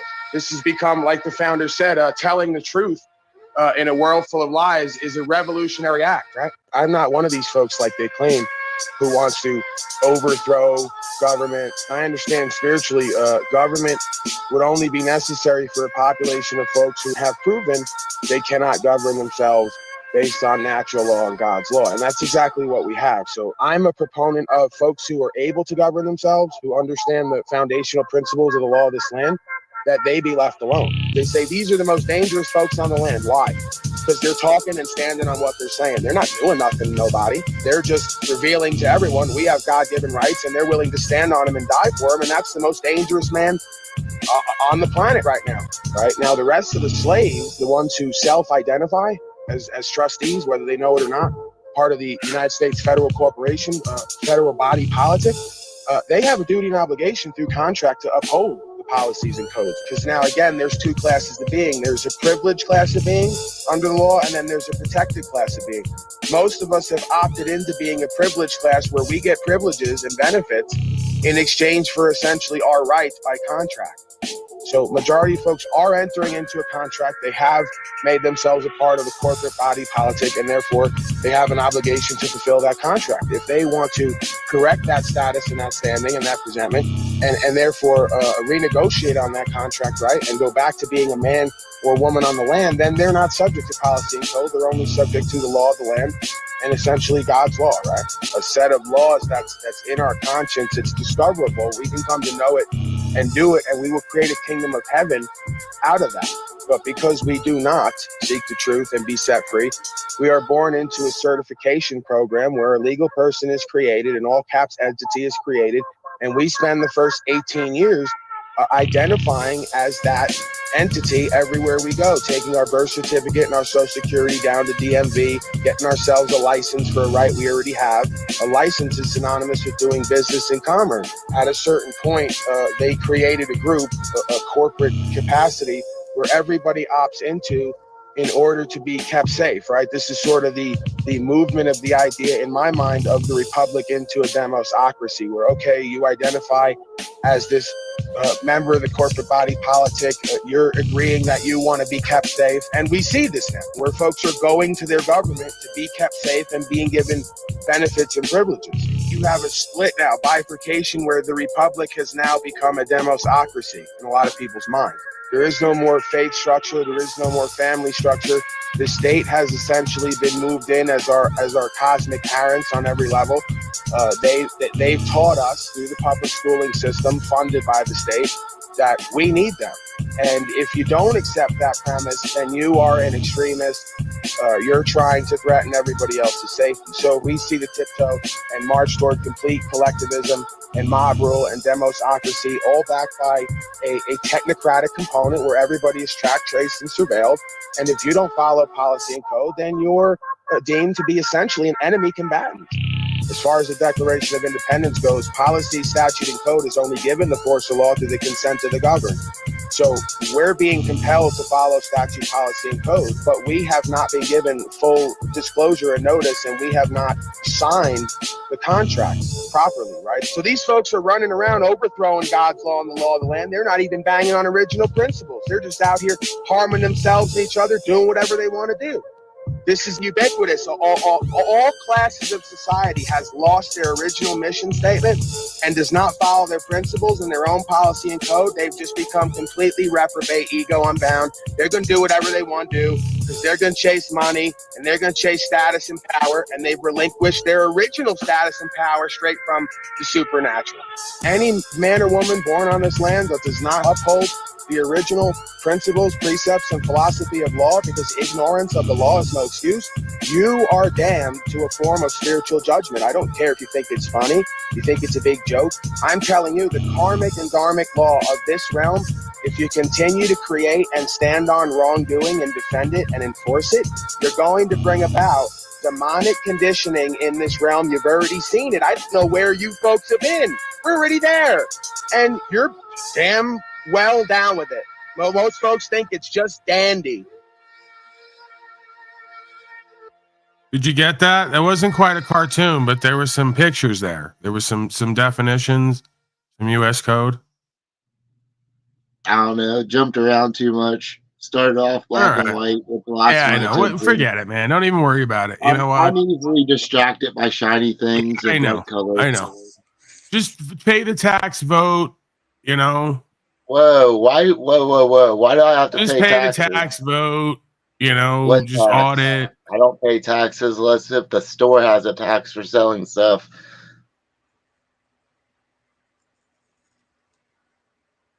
Your thoughts, Brian O'Shea? Would you like to question this man, Brian O'Shea? You want to question this guy? You're a drunk, huh? No, I like to smoke, but I changed my name so I wouldn't be getting a free advertising. Seemed like a complaint he was talking about in a few episodes ago that I was listening to. You ever get arrested for driving with no plates on your car? No. Do you hand over your license, registration, insurance when you get pulled over? I mean, sometimes I have them, sometimes I don't. Why would it matter? I plead the fifth. Sometimes you hand over your license, registration, insurance. Sometimes you do. What did you just say? Drunken auditor? It depends on the situation. Who's pulling me over? Why are they pulling me over? Are they even talking? Am I even going to stop, or am I going to go through that cornfield over there? When's the last time you drove through a cornfield running from cops? Plead the fifth? I don't know. I'd rather not say online. When's the last time you've done something fun? What, getting arrested for not handing fucking driver's license, insurance, and registration? Is that fun? Cocaine, gay shit. Fucking.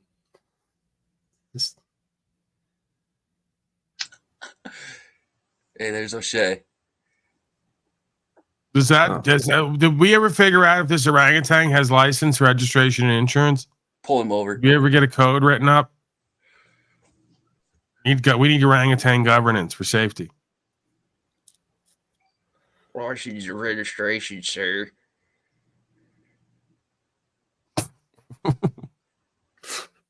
All right, where are we going with this? It's pure insanity already, right off the bat here.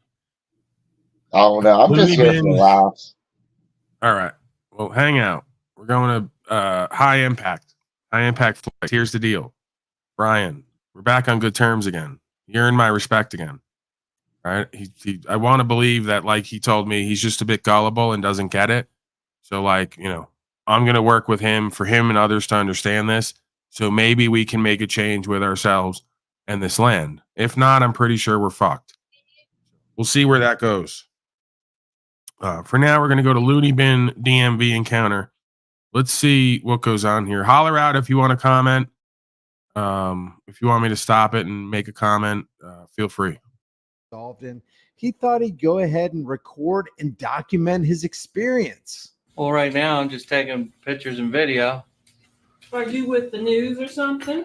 Yeah, I guess you could say that. Yeah, I'm an independent journalist. All right, well, then I have to call my district manager because we're not supposed to be having no video taken. Oh, really? You didn't ask permission. On top of that, you just started taking pictures. Don't take my picture. Yes. Don't take my I'm picture. sorry. Because I can have you sued for that. You can? Yeah. Really? Yep. I can have you sued too. And I can show everybody online just who you are. Really? So you take can my picture. so you can do it, but I can't? I won't do it unless you, but I already told you that I didn't like it. I don't want you taking my picture. But so you can do it, but I can't. No, That's what you're I saying? don't want to do it. But I want to see who's taking my picture so I can show it that I've asked you politely. I'm sorry. to not take my picture. What's your name? You're What? gonna need to get out. Oh. You're gonna need to get out on All that. right, you're Because you didn't ask. you're a public employee, aren't you? You work for Maryland? You don't work for the No. you're contracted to the state. That's totally different. So so you this- the wrong building for that. So this isn't public property? What do you mean this isn't public? This isn't owned by the state? It is owned by the state, but we're contracted. Right. So it's public property, You were right? not authorized to take Um, video. I most certainly am. You just don't take it, and I told you specifically, again, telling me, I'm- don't take my picture. I'm most certain. Well, I'm here to conduct business, and well, you're refusing to let me do my business? It's Monica at 19. We have a gentleman who is taking video of the front of the building, and he comes in the office and still running video. Wow. And we asked him not to take our picture and put us on video. He's saying he's an independent reporter or whatever, and he's. Hold on. Here you go, sir. Who is Here you it? go. It's Who is my it? district manager, Who is my that? boss. Who is that? Her name is Lori. It's my Well- boss. Please take me off the camera. Hello, Miss Lori. Hi. How are you? Who? How you doing, sweetheart? Phone up to his ear. What? There's an officer here now. How is it against the law to what? He's not supposed to be taking. hold video on? of this building. You know what? The police are here. They'll educate you. Yeah, I get, this is their boss. Here, you want to talk to their boss? No. Okay, that's Miss Lori. An officer actually just walked in. What's the issue? I have no idea. I just came in to do some business, and they're getting crazy on me. I don't know why he's here, actually. He didn't say, he just wanted. I did say what I was doing. They're not going to do business with you while you're recording. Nope. They're not going to She's do it. calling our operations manager right now, so. Really? How can I help you, sir? So I can't handle the Please take business. my face off the camera. Are you not a public employee? You're not. Public employee she might be, but Right. you could still be. You are a interfering public with her. official. If she does not want to be on your camera, you cannot film her if she says don't film her. Really? Who are you? My name's Officer Morgan, And your badge number? 027. And you're telling me that because she doesn't want to be filmed, She I'm doesn't not want to be allowed. filmed, you can't film her now. And that's against the law? Yes, it is. It really? What law is that? It's on the books. It's on what book? You're invading her privacy. Really? Public and private merger area. This is a state That's building. not a public area. That's And this restricted area. most certainly is a public area. This is. That's not. You can't just arbitrarily walk back behind the counter because you feel that it's a public area. Who walked behind the counter? No one. Okay. So what am I doing wrong again? You're filming them and they don't want to be filmed. Oh, tough Do you have noogies. business? So, I do have business, but they won't take care of it. So why are you being like this? You are an officer of the law, correct? That's correct. So you swore an oath Absolutely. to uphold the Constitution, That's correct? correct. So why aren't you doing it? I am doing it. Really? Yeah. Well, so what exactly? Explain to me what you're doing I'm then. not explaining anything to you. You don't have to explain anything to I don't have me. to explain anything to Do you know what the First Amendment is? Absolutely. And you Are you doing this as a part of your job? Or are you just doing it for shits and giggles? I'm recording my I was going to record my transaction, but these ladies are Can- being can ignorant. very much refuse to do business with you. Really, they Yes, can sir, refuse business. Absolutely. Really. So you're gonna tell. So you're gonna tell him that. So you want me to leave? Is that what? Yes, until you turn that You camera want? off. So what am I trespassing now?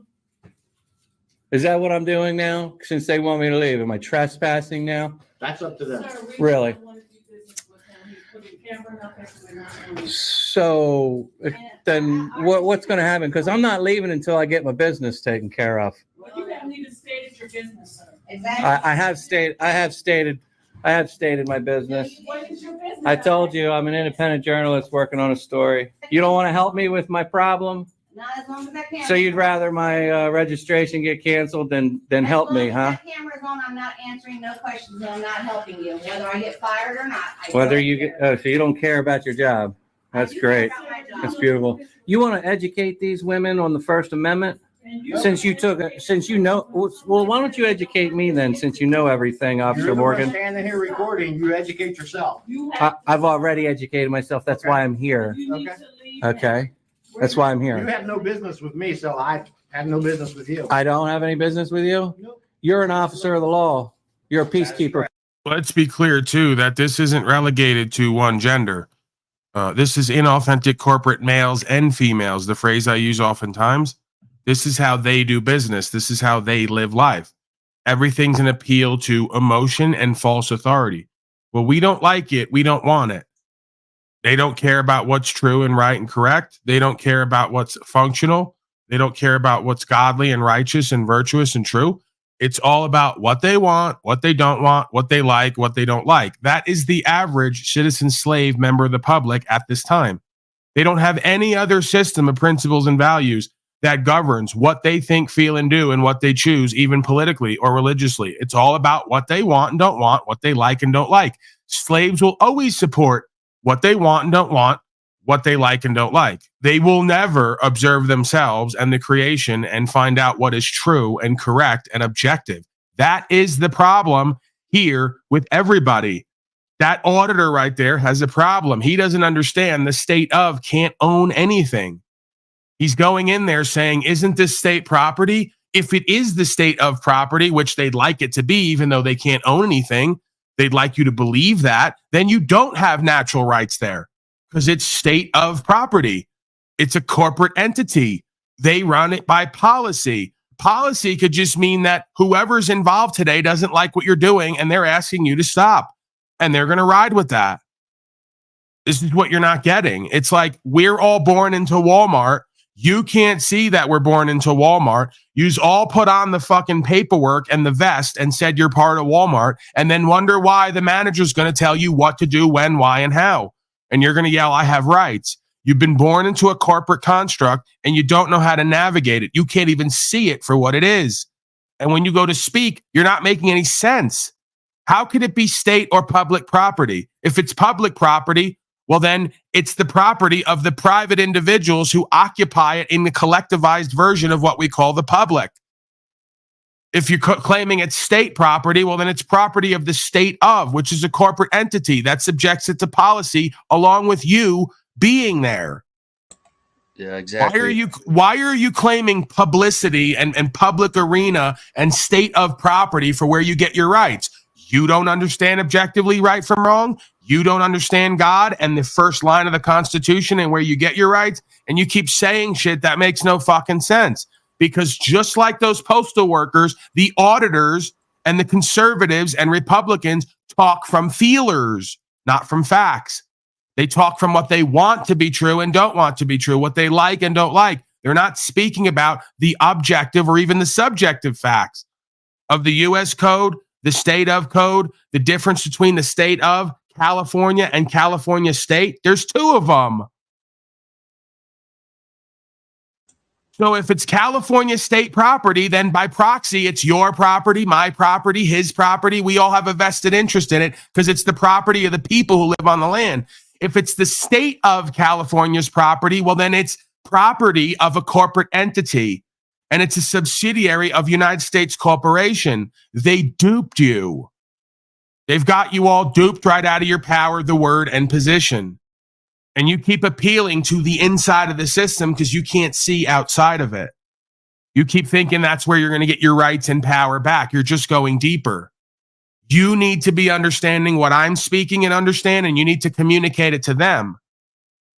The difference between the public and the private, legal and lawful, the state of versus California state, or any other state of versus the state. The same thing I had to educate the sheriffs on when I was on Arizona state trust land, not state of Arizona, Arizona state. They're two different things. I don't care that you think that I'm an idiot because you won't go look at it and understand it. Paulie's talking in circles. He's doing word salad. No, the law is expressed, not implied. The reason that they're called Arizona state or the state of Arizona is to confuse the dummies who all think it's one thing and the same thing. It's not. So I had to educate them. This is Arizona state trust land, not state of Arizona. That means the United States Corporation has no claim to it. Neither does the state of Arizona, which is a subsidiary of United States Corporation. If this is Arizona state trust land, it is of, by, and for the people who live on that land or use that land, upkeep and maintain it.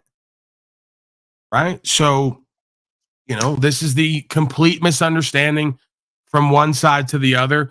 They don't understand the difference between Arizona state and state of.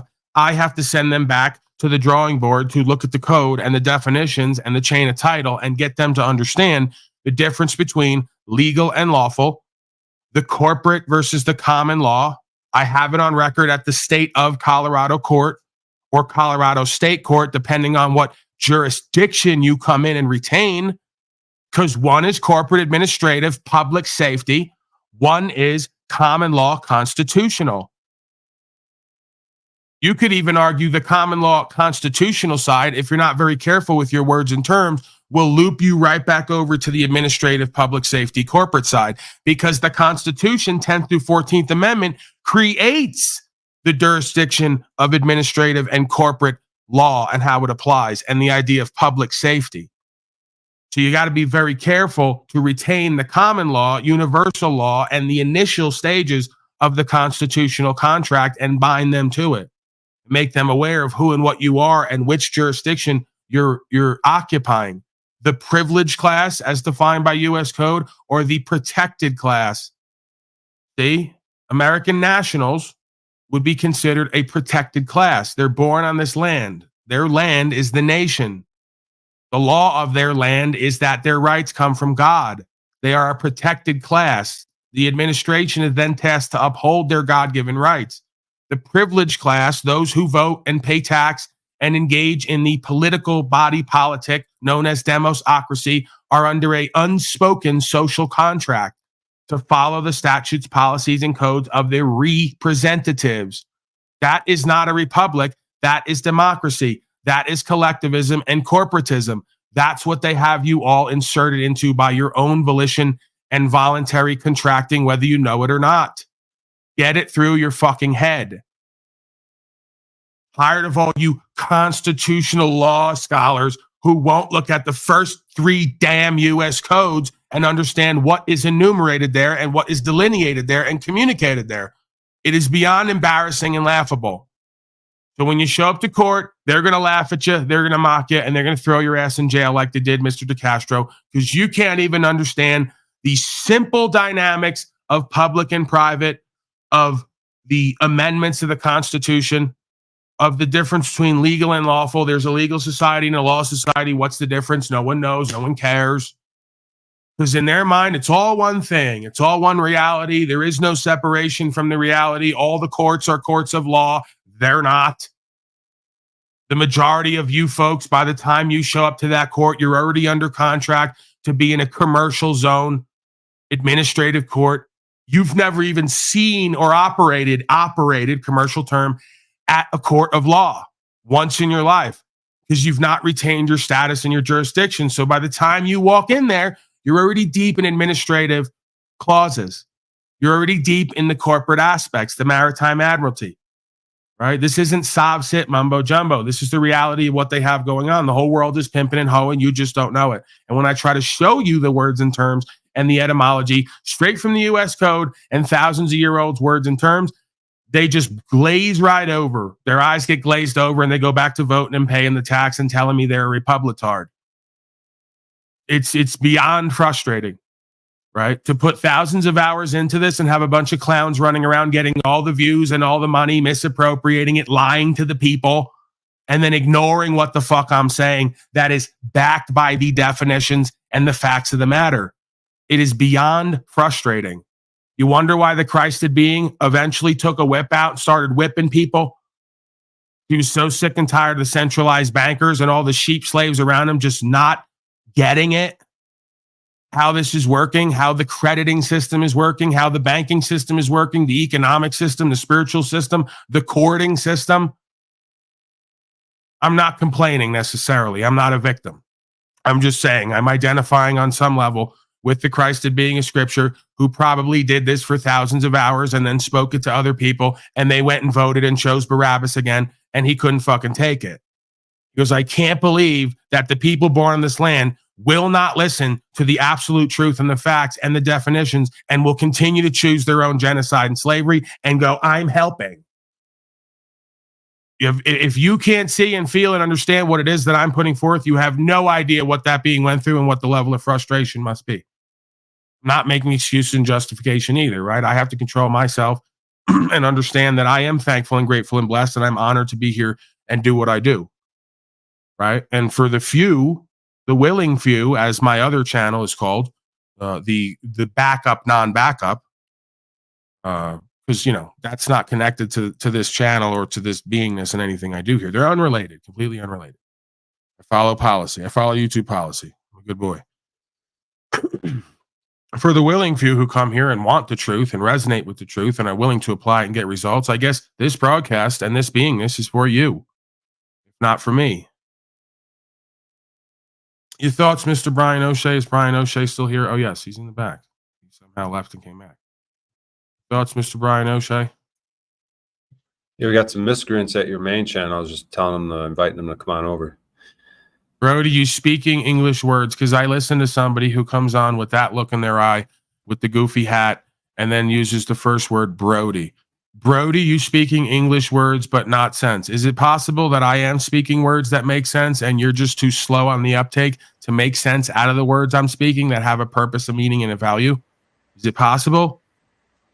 Drugs are bad. This is perfect timing. This is exactly what I would have expected. Right after I just vented like that, I would expect someone in the chat to say, Brody, you speaking English words, but not sense, right? It's perfect timing. We've seen it here many times before. So it's me, right, sir? I'm the one who can't comprehend, who can't understand, who can't communicate. Right? It's me. It's not you. No. Many times before, someone comes here seemingly who's retarded, incompetent, incapable, incomprehensible when it comes to their communicative ability, and they will come up and try to give me advice. It seems like they're retarded, incompetent, incapable, but it turns out they actually know what I need to be doing and saying. And they will give me pointers like, hey, bro, you're just saying words, but they have no meaning. And I go, holy shit, thank you for being here. Because oftentimes I need a little bit of criticism and critique to get me back on, back in alignment for the audience. So it's a good possibility. This has happened many times before. And maybe it's just my ego. I don't want to accept that you have an understanding of me and what I'm doing that I don't. I'm lacking in self-awareness right now. Your thoughts on any of this, Brian O'Shea? Please help me out. Is he right? Am I Brody O'Shea? Am I speaking English words that make no sense? Is that what's happening right now? Am I not aware of it? Oh, you're good. These piece of shits are over there. What does the other guy say? Oh, you only got 13 people. Brian sent me, and I'm disappointed, and I choose to leave all 13 of you. Right. It doesn't matter to them or anyone else that the reason I have 13 people on a 22,000 subscriber channel is because I'm shadow banned. I'm actually dealing with treasonous, traitorous, backbiting infidels. Right. While DeCastro and many others have hundreds of thousands of subscribers and continue to embarrass the legal, lawful conversation and everyone a part of it, I can't seem to get more than 10 to 15 live viewers on a 22,000 person channel. So there's probably a good chance, if we know anything about how life works and the system works, there's a good chance that I'm onto something more than a lot of other folks here, because for some reason they don't like what I'm saying and they try to keep me and my presentment from other people. And I'm doubting that it's for everyone's safety, because I know they like to say Paulie's a stop-sit terrorist and put warnings under all my videos on the first channel. Right. Ever since that travel video on the first channel got millions of views, they've been really pissed. So they just kind of ragdolled the channel ever since. The second one, not so much. Still some issues, but not anywhere close. Right. So let's just forget about all that. Let's make fun of Paulie because his first channel can't get more than 10 to 15 views. It has 22,000 subscribers, but the second one has 120 people here right now. Right. I don't know. You figure out what's going on there. Kind of threatening to this system when you're not threatening this system, but you're showing yourself and others how to be a righteous, honorable, presentable, law-abiding man, the law of the land, aka God gives me my rights to pursue my happiness any which way I please, as long as I don't cause loss, injury, and harm or owe a debt. Right, the common law. It's very dangerous for the system because I'm not a sob-sit. I'm not a citizen, so I'm not claiming sovereignty as a citizen of the United States. Right? I'm not a terrorist. I'm not terrorizing anybody. If they're being terrorized, they must be up to some bad behavior if they're getting scared of old Paulie boy, because I'm just talking and living what's true and what's right. Maybe that's what's scaring them so much. If you start talking and living what's true and what's right and other people start doing the same, it might be a problem for folks who want to continue a revenue generation Ponzi scheme of evil and deception and dysfunction, which is necessary. Let's be clear. As I said in that intro, that non-cartoon that I showed earlier, right? I understand government would only be necessary for a preponderance of a population that's unable or unwilling to govern themselves. So sounds a bit paradoxical, right? Paulie boy wants to correct the record and be left alone and have his rights and the law upheld, but somehow or another he's okay with the statute, policy, and code governing other people who want the same but don't have the same status and standing on record. Yeah, I'm not a hypocrite. They're going to say that's hypocritical. No, I'm not a hypocrite.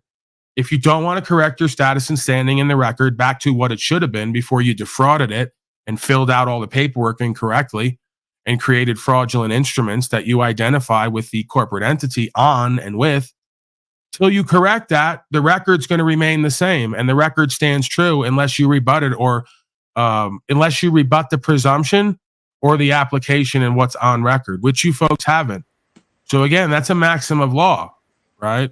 The affidavit or the record stands true unless you've rebutted it under presumption. You folks haven't. Do you think I'm going to go against this system that was meant in order to uphold our rights or govern the mentally and criminally insane? I got news for you. The majority of folks are criminally insane because you're claiming a United States corporation as the land and the government or the government. It's not. You're claiming you're a person, which means mask in Latin, in all caps, corporate entity. You're identifying with it. You're claiming that codes and policies are laws. So by the time you show up, just as I would think, the administration and the courts think, this person is non-compos mentis. They're not competent. They're not capable. They're criminally insane. They're claiming multiple things with their record and their paperwork, and none of it is in alignment with any kind of truth from one world to the other. You're in a nether world. You're in a purgatory, and that's why they're governing you. We're so deep into this that what I'm telling you at some point may not even work anymore, because it's just going to become common practice and common law for the people who live on the land to just do fascism and appeal to their emotions and false authorities in every situation, and to just not even consider that man or woman has any power or voice left or ability to choose. We're on the way there. I don't think we're there yet, but we're definitely on the way. So all them codes that don't apply to you now at some point will come true because they're all written in future tense. All persons shall. So when you take your marks and you submit your jurisdiction and you put the Neuralink on and they turn you into a corporatized machine, that day it will become true for you, whoever you are. All persons shall, right? On that day, it will become present tense. All persons, non-human, non-man and women of the people, non-human entities, legal persons, based on the contract and the dynamic, the system's dynamics, all persons will now follow statute, policy, and code because they're essentially non-human anymore. They're androids, part robots. They're working on it. We'll get there. Give me another 50, 100 years. I'd say max. We'll be there. If we're not going to be there over the next 3 to 5 or less, potentially. Don't mean to do any fear porn, just pointing out what's obvious, seemingly, right? Just pointing out what spiritually seems to be obvious as far as the idea of comfort, convenience, and technology, all there to destroy masculinity and to not only create a feminized human species of inauthentic corporate males, but a corporatized, controlled, technocratic version where you're just kind of merged with the AI machines, you know, a little secular humanism. No big deal. You know, we're going to transcend and transmute here any day now. Just bet on it. Once we like merge with the machines and you completely negate all of folks' emotions, which run them ragged, that's when the level up's going to take place, I suspect. You got a lot of folks who are just really upset with this idea of like thoughts and emotions. And they'd like be really benefited by the idea of machines coming in and just really taking control over their thoughts and emotions. So they no longer have to choose their own suffering. It's going to be great. You know, you'll have constant like dopamine, bliss-filled uploads. You could just live in constant pleasure. Let me show you the video from the 2045 Consortium Conference where they come together, the world leaders, and explain in a video that they're going to merge all of humanity with a digitized system and pretty much let you live forever and have nothing but pleasure and bliss. Oh boy, will that be lacking in purpose, meaning, and value. But it'll feel so good. Sounds and of fun. course, yeah, I know. You folks that are already living that world will love it. You know, you'll love it. You won't have any accountability or responsibility anymore. You won't have any liability, right? There'll be nothing you could do wrong anymore because you'll exist in an alternate digital world. Everyone will respawn, right? You can't actually steal or break anything because it could just respawn and everyone has infinite money. Oh my God. It's going to be amazing. Yeah, you'll lose complete connection to the living God and the creation, but who gives a fuck? You know, who really cares, right? Your thoughts, Brian O'Shea, on the merging with machines and the technocratic envelopment that is the answer to a lot of folks' self-chosen suffering of not being able to control their thoughts, emotions, actions, and by proxy, their future and destiny? Yeah, it's exactly what automobiles are. They're homogenized. There's nothing unique about them anymore. They're tinted. It's like they're going to compress it into like a robot suit. It's going to be all connected to the internet. You're going to be completely merged with it. And you're going to have your identifying numbers on you. So it's exactly what they want. They want to take that. Well, that's what the idea of identification has been. They don't understand that there's something that runs this world spiritually. It's been talked about from the beginning of time, and it uses spelling to cast a spell on you and entrain you and entrance you so that next thing you know, you wake up one day and you're a completely different version of self than what you would have chosen had it not deceived you. So that's what identify means. We've heard the word identify so much that it's lost its meaning, if anyone ever had the meaning. Identify means to take on a beingness that is not originally your own. So you got folks running around now who've been uploaded one generation after the next to the idea that you must identify, identification, identify. You're literally saying and speaking the words of the spelling where you've changed in your original positioning and status for something or someone else. You've been deceived and tricked out of your power and position. You've identified as something other than the original creation. That's why we're seeing the judgment that we're seeing. This is what I say, the whole world is pimping and hoeing, because ultimately, what does a pimp use in order to keep control over the mind of the broken host? The word, the perverted, corrupted word of truth, telling 3/4 truths and quarter lies. Well, that's your political religious system, right? It's your economic system. So the whole world is pimping and hoeing. I'm not interested in these well-to-do middle-class white folks who want to get uppity and get triggered when they hear the word pimping, or they see that I name this channel Proper Instruction Motivates People as a takeoff, as a play on words to show the power, inherent hierarchical power and value dynamics of man and woman in this realm and in corporate venues. So I think it's absolutely appropriate psychologically, sociologically, because it's one and the same. Don't really care if folks like it or not, if they want it to be true or not, or if they get triggered by it or not. That's what's happening. The majority of folks are being pimped right out of their power and position and their connection with God by a bunch of silver and gold tongue. Not even, sorry, that would be me. I have the silver and gold tongue because I speak right from the heart and I live the truth. You're being talked right out of your power and position by a broken hoe up there masquerading as a pimp, calling himself Joe Biden or Donnie Trump. These aren't even good speakers. They're not good people. They're not good speakers, and they don't have good plans for you. And you keep supporting them and bringing all your money back to daddy, at least 30 to 40% of it. You're still a hoe by definition.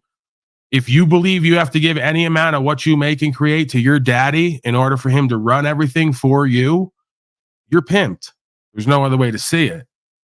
Right. And of course, pimps have a code, and so do the political system. So they're running you based off of a daddy up top using a code. And they're telling you 3/4 truths with quarter lies. The greatest lie that you can tell often and frequently to most folks is the one closest to truth. That's the greatest lie, the one closest to truth. You got rights, all right, they'll tell you. You got rights to vote and pay taxes. They ain't going to give you the rest of the story. And, you know, the majority of slaves ain't going to go look for it either on their own time. And when they come across someone like me and I give them the rest of the story, they can say, who are you again? Where's your degree? What corporation you work for? Oh, you smoke marijuana, huh? Yeah, we don't want. Well, yeah, you don't know nothing. There's no way he could know something. The same thing of being like Socrates or any other philosopher would have gotten in their time in their day on the edge of town. Right? Oh, he's the madman on the edge of town, right? He don't know what he's talking about, trying to reveal the truth of this culture and this society and how we've been deceived and misled from the beginning of time. All right, come on in, Socrates. You're going to have to drink this for us, bud. We're going to need you to decide to kill yourself because you're a threat to our democracy, right? We can't have all the young men knowing how bad they've been duped and deceived and how they have a power connected to the universe and to nature and that they can use that to choose and make a change in themselves and in the world. No, you can't be talking all that shit out here. You know better than that. Now, come on, drink up. We've been doing this shit over and over and over again from the beginning of time. Loop within a loop, wheel within a wheel. That's why the ancient text talks about the mandala. I'll contend over and over every day that we're in some kind of a light-based simulation. Science has proven that. No, I'm not a scientism guy, the religion of science. Science is a method, the scientific method, observe and report, and then observe and report again, and then hypothesize and observe and report again. You do it enough and you become aware of what the quantum physicists became aware of, that we influence our reality and the reality around us just by our observing it, let alone having thoughts and feelings about it. So we might want to look at that in this quote unquote new age with the new world order. That's very, very old. There's nothing new about it. Turns out that starts from within and ends without.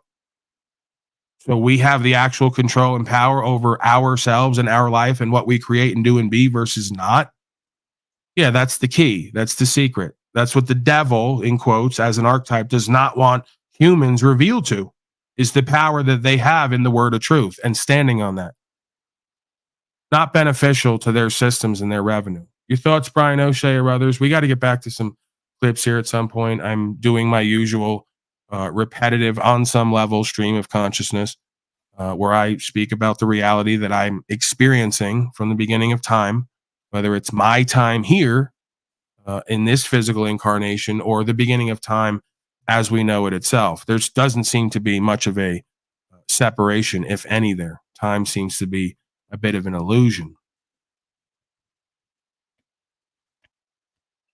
Might need to make me a moderator over there at your other channel. These miscreants in your chat just can't shut the fuck up. You gotta whip some slaves.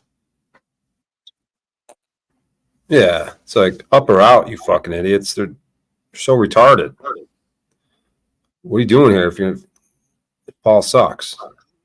Just gonna hang out and chat. They don't know what they're doing with with themselves in their life, right? So they're just here because I've captivated them in some way, right? They're entertained, they're kind of flummoxed, they're perplexed, or they've taken a position and decided to hate.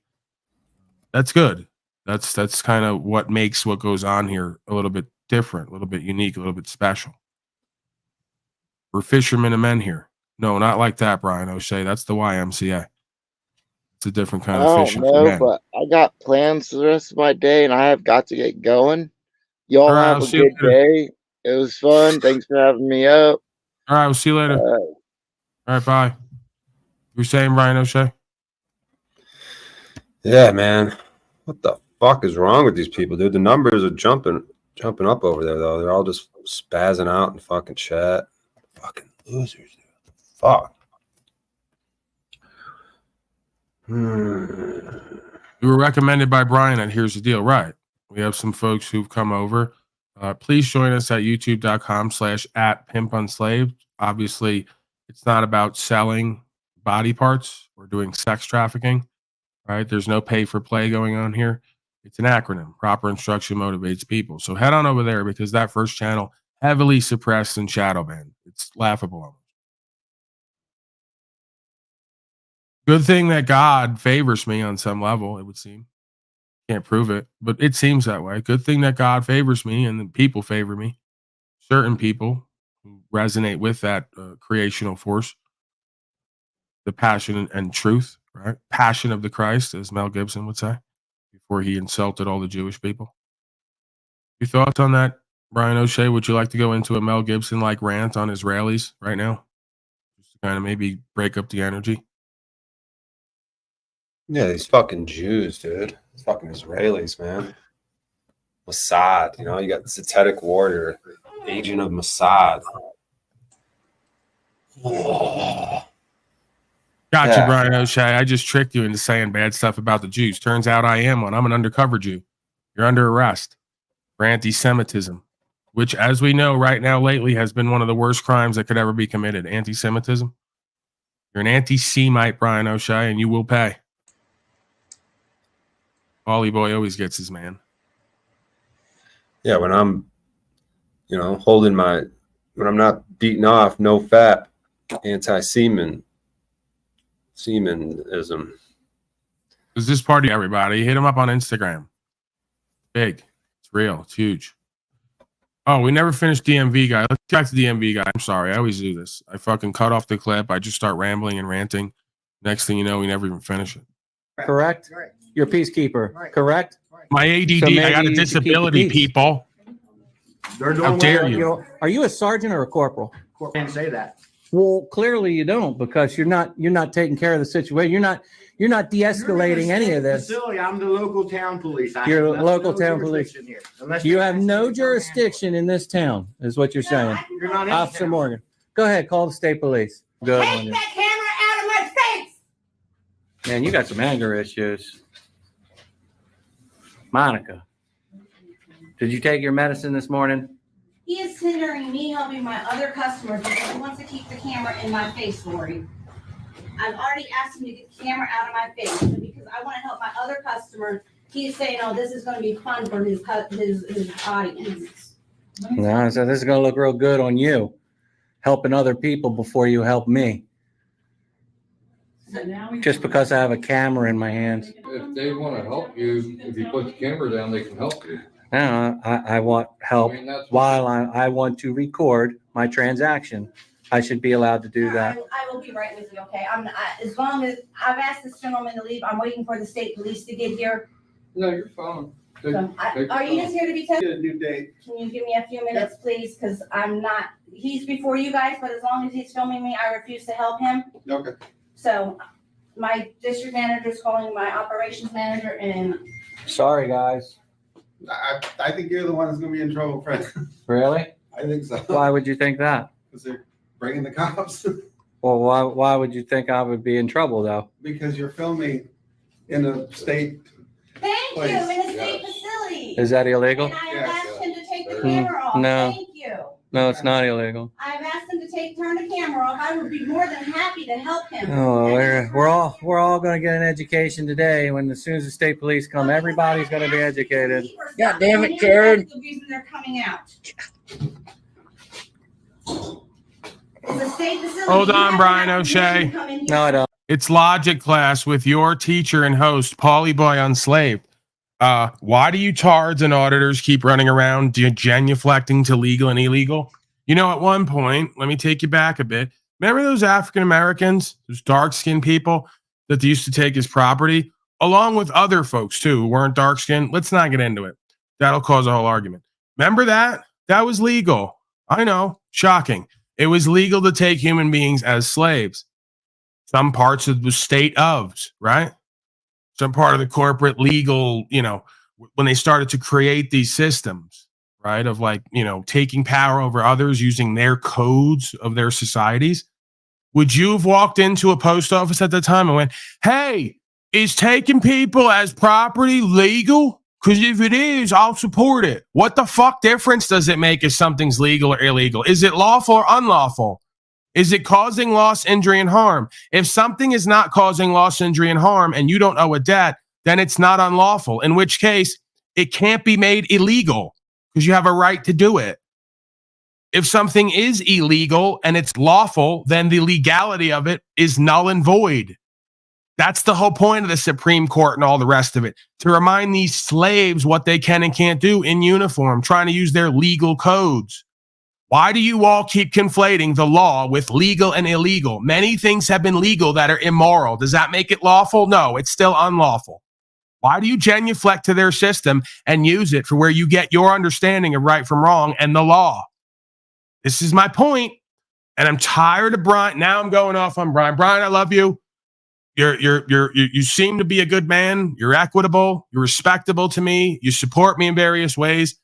I'm sick and tired of you putting fucking guys like this, the angry vet who's been following statute, policy, and code and orders all his life and now finally woke up from slave at 19 and realizes maybe he's got some rights or wants them.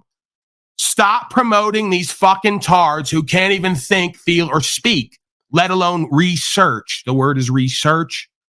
Seek the truth and you'll be set free. You got yourself a captive slave, captive by their own bullshit, their own skewed thoughts and perspective.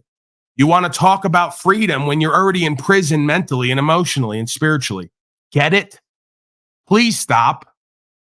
Not telling you what you have to do. I'm telling you what would seem to be necessary and proper and right at this point for all of us. Stop promoting these channels who are not shadow banned for a reason, because your masters love to see tards like this go into post offices and make a fool of themselves. They can't get enough of the entertainment, just like me. I'm entertained by this. Running around like a chicken with your head cut off, filming people and just muttering and uttering shit that makes no fucking sense because you have no understanding of law or yourself or the wisdom of truth from the beginning of time, and you can't make it all come together. Pure embarrassment. It's the Castro season. All the tards are coming out of their home with cameras now to be law scholars, and they can't find their ass with both hands. Please give us a break. Give the God of creation a break. Give the devil a break. Give Paul Enslaved a break, which might be synonymous in this community, the devil and Paul Enslaved. I may as well be. I'm the mirror for all the shit you keep ignoring in your arrogance and not willing to look at or live and be. Yeah, that's me. I'm your devil. I'm going to hold you accountable. I'm going to bring in all the dark, scary, challenging testing shit the court's going to bring in at some point, and the system's going to bring in. I'm going to bring it in ahead of time so you can really look at it and understand it and reconcile it, transmute it, and do the damn alchemy. Anytime you folks are ready, all you auditors need to audit your fucking mentality and your perspective instead of the damn post It's office. public property. It's public property. I'm sorry? How much you like your phone? I love this phone. Why? Okay, keep recording. I'm gonna take it and I'm gonna shadow your phone. Yeah, yeah. You're gonna take my phone, huh? Yeah. Yeah. You got that on video? Hey, you gonna take it? Yeah, I am. Huh? You ever been fucked by a man, boy? Take my phone. I'm gonna take that phone. I'm gonna fuck you with Go ahead it. and take my phone. You ever been fucked by a man in a yellow sweater? It's not pretty. I mean, why the extra film? I guess I'm questioning that. Like, so in these tards' mind, right? If they wrote up a code right now, like if someone went in the back and wrote up a policy in a code that says the guy in the yellow sweater can fuck you in public, you'd go, well, it's legal. I didn't realize. I'll bend over. You can fuck me now because there's legal policy and code. They just wrote it up. You really are this fucking stupid? Have you seen that South Park where they say back to the pile? No, I haven't. Here we go at South Park. See, this kid's reference for everything in life is cartoons. He's like the other kid that just was here, the drunk guy. He goes, why don't you make a cartoon about freedom? Maybe we'll figure it out. Won't you do that? I go, maybe I just let the world burn before I sit around making cartoons for grown men to understand who and what they are and rights and freedom. How about that?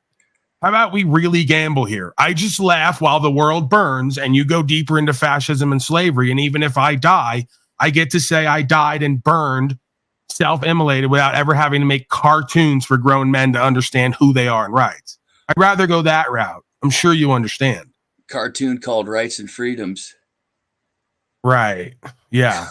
That's what I'm going to do now. I'm going to stop talking for thousands of hours and pointing to the US code and the record and the history to make cartoons for tards who don't know what planet they're on. Don't know what gender they are. Act like they wouldn't buy it. Give me a break. Yeah, well, whatever. I mean, oh, sorry. You're right. I should immediately make up trifolds and sell t-shirts and fucking make cartoons so that I can profit immensely. You guys into board games or what? I mean, we got a couple already that like pretty much reflect the state of the nation. We got Trouble. We got Sorry. We got Chutes and Ladders. Like one chute goes to a pit for all the slaves. The ladder for everyone else goes to corporate aggrandization. Yeah, we got it all already. I'm thinking of coming with a new board game. It's a combination of all of them. Trouble, Sorry, Chutes and Ladders. What were you saying? Right, Monopoly, we have that one. That's another representation of this aristocracy and this corporate fascism. Monopoly, yeah. You know, whoever owns Boardwalk and whoever controls the bank is going to run the show by the end of the game. Because everyone else is going to get slaved. Yep. Yeah, that's reality. Federal Reserve.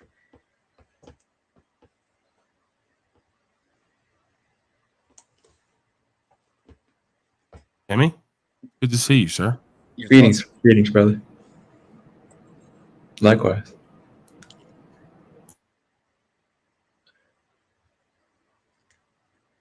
You got anything? I don't know. I thought we keep going with the clip. I had a man yesterday. I don't think I ever commented on it. He offered me a bow for my birthday. BOWEL, which is pretty nice of him. I never thanked him. He said I can apparently fuck him for my birthday. So this bow is for you. What is this, Timmy? Yeah, this is what I was. Somebody sent this to me. I don't know what this is. I don't know who this being is, but they sent it to me, and I saw some. Cindy Mazio? Yeah, I don't know. Look, the URL. So they originally put Mazio, and then they changed. They obfuscated the last name. They're an accountant, but it says IRS. Did you pull up the picture? I want to do some identification profiling. I want to see if it looks like a pathetic warrior that we know.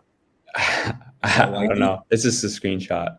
Yeah, just an IRS agent whose name is Cindy Mazio, who changed the name on the profile. Nothing to see here, I'm sure. Right. So I don't know what this means. You know. Could you pull up the picture, please, sir? I want a zoomed in picture of that being. Go ahead, click on it. Could you click on it and bring up the other photos? It's a screenshot. Okay. Yes, I don't know. Please, all the way. Yeah. I mean, do I even have to say anything? It's the dimples for me. I don't know what this means. I'm not claiming anything. I'm just. No, I'm not claiming anything either. It's just Cindy Mazio, IRS agent. Nothing to see here, I'm sure. Jersey. Looks strikingly a lot like Synthetic Warrior, but whatever. Sure, it's a coincidence.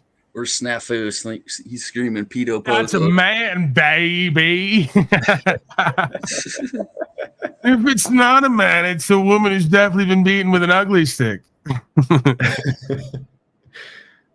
We got a strike coach in the back. Prepare. Everyone strap in. Oh, I knew it. Got to strap in. I did not coordinate. Here he comes. I'm not like prepared here. Okay, I guess I can use this. This will work. This will double. Prepare for yelling. Kathy will return to her doll, and her dreams of faraway places will be realized only through fantasy. And Jimmy will come no closer to a pilot's uniform than his imagination and a paper airplane can take him. Snafu, how are you? And Jimmy are not alone. There are, in the United States, hundreds of thousands of Kathys and Jimmys in every walk of life.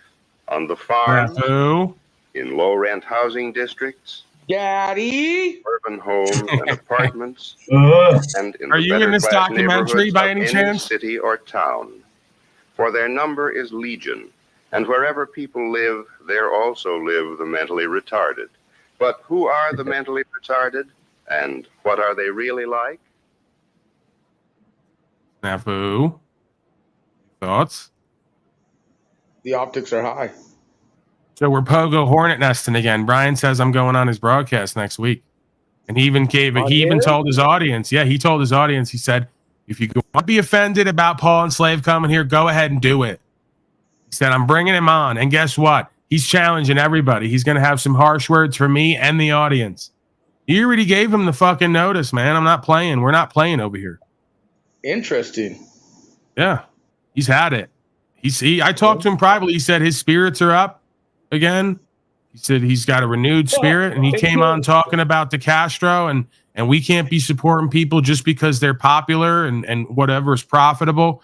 So, you know, He's in damage control, Daddy. This is what we whatever, call bro. You can't do that though. That's not diplomacy and leadership. You can't. I know you're doing that, but I'm not doing that. I'm not going to go ahead and presume every time someone makes a move that's good that they got some negative reason to do it. If that's the truth, that'll be on his cupcake. I get it, Daddy. If that's the truth, it'll be shown over time. I'm not going to presume he has negative intentions and motives. If he's in damage control, as you say, great, because that's going to cause him to get real true real quick.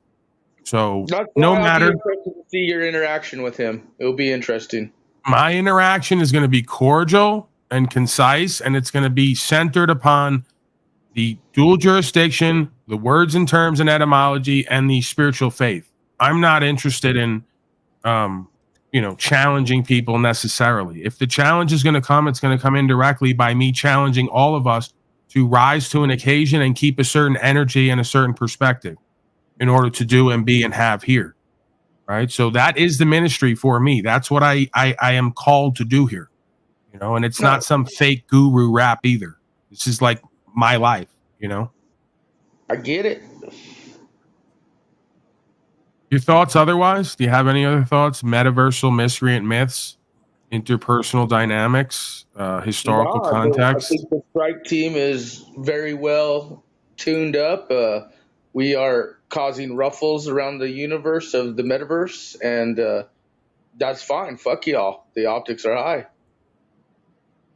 Well, I'm going to presume that Brian is making an attempt to be authentic and to adhere to certain values and principles and to not be swayed by, as he says, his gullible nature. Right? So maybe he really is a loving, caring, nice person. And he is, like most people who are loving and caring and nice, at times easily manipulated or suggestible. If he's willing to say that and cop to that, well, I have to run with that. I can't presume that he's actively lying. Right? Maybe he just doesn't know, or, subconsciously doesn't want to know. And by virtue of me being in his ear or out front and him being aware of me again, as he was in the beginning, we will have a different conversation and potentially a different outcome. I have to be open to that.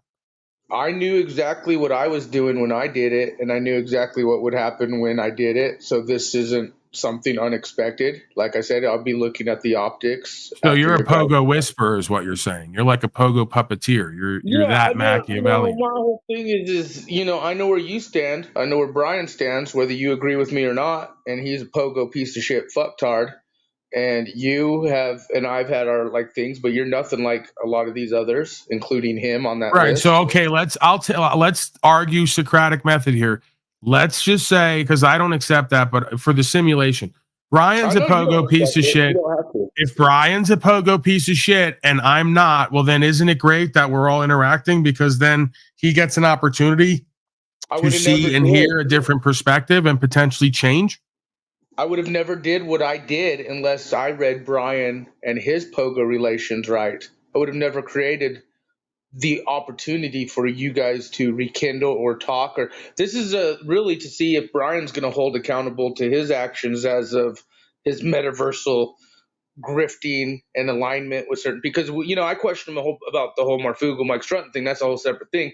He was in denial with that shit, but just the fact of him grifting for Castro, he's in damage control. He knows how bad it's been and what's going on. So my whole thing is to watch this interaction. Right. I mean, at the end of the day, though, right? Like, if he's willing to say that the Castro did an abominable appearance and it was embarrassing, he had an embarrassing appearance. Then doesn't it long term just make, as you say, his optics look bad for him? Like, this is what I'm saying. Is like, if he's choosing to do these things, then by me being around and him willing to talk to me, it gets shown that, hey, maybe we shouldn't support these things objectively just because we don't want to see people locked up for quote unquote free speech or filming police. Like, they're not mutually exclusive concepts. If Brian was in the deep, darker pogo holes, I would have never even reached out myself to create this interaction with him and you. I know what I'm doing, and I hope this will be an eye-opening instance for him on accountability versus credibility with the digital experience. Because credibility, accountability, real recognizes real in the end versus the grifting business snake oil pogo for media relations. And that's why I'll be watching closely. All right, let me go to this. Maybe I'll return back to the auditing fellow. I got a Judge Simpson courtroom appearance. I don't know what it contains. Like most things, we're going to watch it together. The title is Judge Simpson snaps on prose putts. So apparently somebody attempting to present themselves, or as they like to say, represent themselves. Let's watch a little bit of this, see where it goes, see if there's anything here of substance or value to critique here or break down.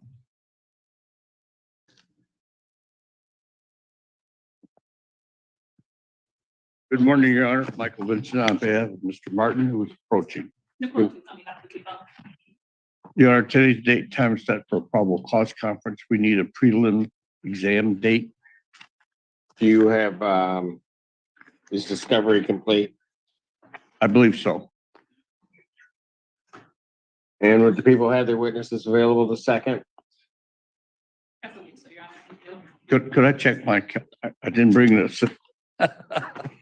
I know. I saw you walking alone. So I knew we were going to have an issue. Is that okay?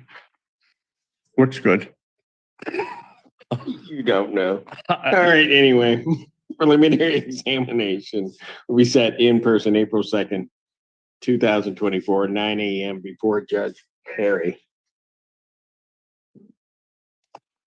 Bond continues. Your Honor, my client, which I've talked with Miss Prosecutor Miss Hughes, he's an MMA fighter. He wants to go to permission to go to Las Vegas, April 4th. He's a what? MMA fighter. Wow. I need all the help I can get. No, it's okay.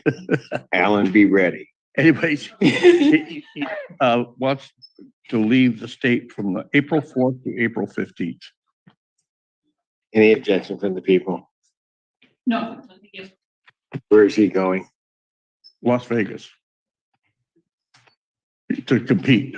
Don't point out that they just went over to the administrator who's working as a state of agent, calling themselves the people. Don't even focus on that and what that is, right? It's definitely not it's definitely not an inversion, deflection where they flip the script on everyone. Hey, the agents are the people and the people are the persons. You got that? Okay, let's go. Break. Right? That's so funny. Yeah, it's right there. In one moment, if you are watching and understand what's happening, it's revealed in that one moment. When you're coming in appearing as a person and they're going over to the people because they know the government is of, by, and for the people. So what do? Get you to call yourself a person and get the agent to call themselves the people. Pimping and hoeing again, huh? Caught them. No one else just saw what happened right there. So we'll just keep going. That's where you pipe up and you correct the record completely and go, holy shit, there must be some big mistake here. Is that Mr. or Mrs. People? No, that's just the people. That's not their name. Really? Who or what am I again? Oh, you're just appearing in person as this. Right. Oh, yeah, we have a big mistake. I'm actually a man or woman of the people. This governance and this public service is all of and by and for me or someone like me. That looks like a person, not the people, not a people. That's an agent, a person, a mask, someone acting as a state actor. Is it a coincidence the word is state actor? And the word person means mask wear? Actors wear masks. So they flipped the script on everybody. Had you become the actor of the state, the co-trustee, and named the state actor a member of the people in order to retain all the power and the sovereignty in the room and be able to move the court.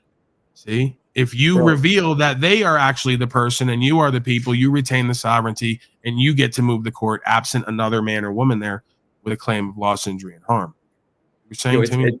It's literally, look at it in the top right square. Yo, it's literally evidenced maybe, I don't know, 50 different ways to Sunday. Like 50 different situations, words, presentments, like the quote unquote on HON dot, right? What is that? I don't know. I'm presuming it means honorable, right?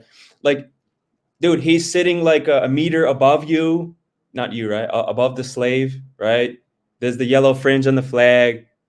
There's the usually the paper, the charging instruments, nonsense. Calls them all in capitis diminuendo maximus. Like at every fucking stage, he calls you Mr. whatever his name is, Mr. Johnson.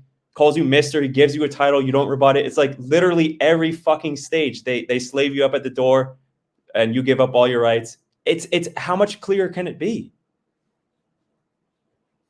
Oh, that's why you're appearing in person, and that's why the people, who's the prosecutor, state actor, has all the power and say in the room. They tricked you, tricked everyone, duped them. Oh yeah, sure. No, I'm just saying. Okay, that's your story. Stick to it. Do it. No. He's good. He's won 17 in a row. Also, hasn't lost any. You know, me too. When I was younger. And that's April 4th to April 15th. Okay. Brendan is permitted to travel to Las Vegas April 4th through April 15th inclusive. All right. Thank you. Just for a second. Hold on, we got a cool truck in here. Cool truck, and how are you, sir? Well, I'm doing well. Y'all? I'm blessed, sir. What can I do for you? How can I help you? Did you have a question, comment? I've been watching you for a couple of years now, and I seem to have lost you and just found you today. And this is a very interesting conversation. I think that the freedoms that people think they have is a fallacy. No one's free. I mean, you can't do anything anymore without the big eye of government over your back shoulder watching you. I mean, I own several properties, but I don't own them. I mean, I got to pay taxes on them, and so my main question is, at what point and what hill do we stand on? I mean, there's got to be a trigger that lets the free people, is what I'm going to call them, stand up and take action. And I only know of one way. My training, I'm a Marine. So I only know of one way to fight back. And do you wanna, at what point do you take that step? Jamie, do you want to respond to him? Yeah, sure. I mean, sir, what do you think about the beings like, where exactly is this affecting the folks when they aren't giving consent in the first place? Oh, wow. That's a hard question. I mean, I don't know how to answer that. I mean, because everything I want to say now, I mean, Paul has brought it into my consciousness that language is not what we think it is. I mean, the terms and terminologies we use have meanings that we don't even know. And I've lived my life where you were supposed to go to work and work hard and retire with Social Security and Medicare, and the government was going to, take care of the patriotic Americans. Well, that's not the way reality is. And my eyes were opened 4 years ago. And I've about had it. I'm an old dude. I'm concerned for my grandkids. I mean, that's my main concern now. I mean, the things that are being taught in school was heresy when I was going to school. Yeah, but you can't control what's happening. You say you're concerned about your grandkids, but they're probably still in the school system, whether or not it's your choice or your family's choice. And so what can you do with the world if you can't even handle the grandkids? You get what I'm saying? They're still part of the system, and they're part of your family. My son just is in the process of homeschooling them. And we're buying a piece of property, and we're going to build a compound, and we're bringing the whole family on, and we're going to shut off the world as much as possible. Are they in the school system now, sir? As after this year, they won't be. They got a couple more weeks left of school, and then after this, A little What's too that? late. Like, I'm not saying it's a little too late on a mass scale, not with your family particularly, but you ever heard the words "it's a little too late"? Prophecies Yeah. being fulfilled Yeah, at the but, highest but level. that's the point. That's the point, Snafu. We can't all constantly focus on this 8 billion being problem and then go and just throw our hands up and go, well, what are we gonna do? Like, let's just pick up G to the U to the the rest of that word and go and then be angry about it. All I can do is, like this gentleman is saying he's doing, preparing with his own family, the tribe that he does have jurisdiction That's all over. you can do. So I salute you to that, sir, with the land and the getting your family right. I appreciate that. But the first thing you said about where I think you were going with that, with what you referenced your past. I mean, to me, I mean, look, it seems like, and we don't need to argue about how the state corporation is constantly over with the big I over everything via statute, code, and policy. But where we need to all have the conversation for who's the we, the we that wants to be free is, well, what are we doing in each of those individual situations when it seems like the quote unquote state is overreaching? Because in my opinion, folks haven't been acting honorably in all those situations. For example, property tax. Well, have the beings questioned this and asked honorably and said, what is this? Why are you asking for this? Income tax, federal tax. What is this? Why are you asking this? All the, local building codes. Why are you attempting to do this over I? Why do you presume that you have any interest or jurisdiction here?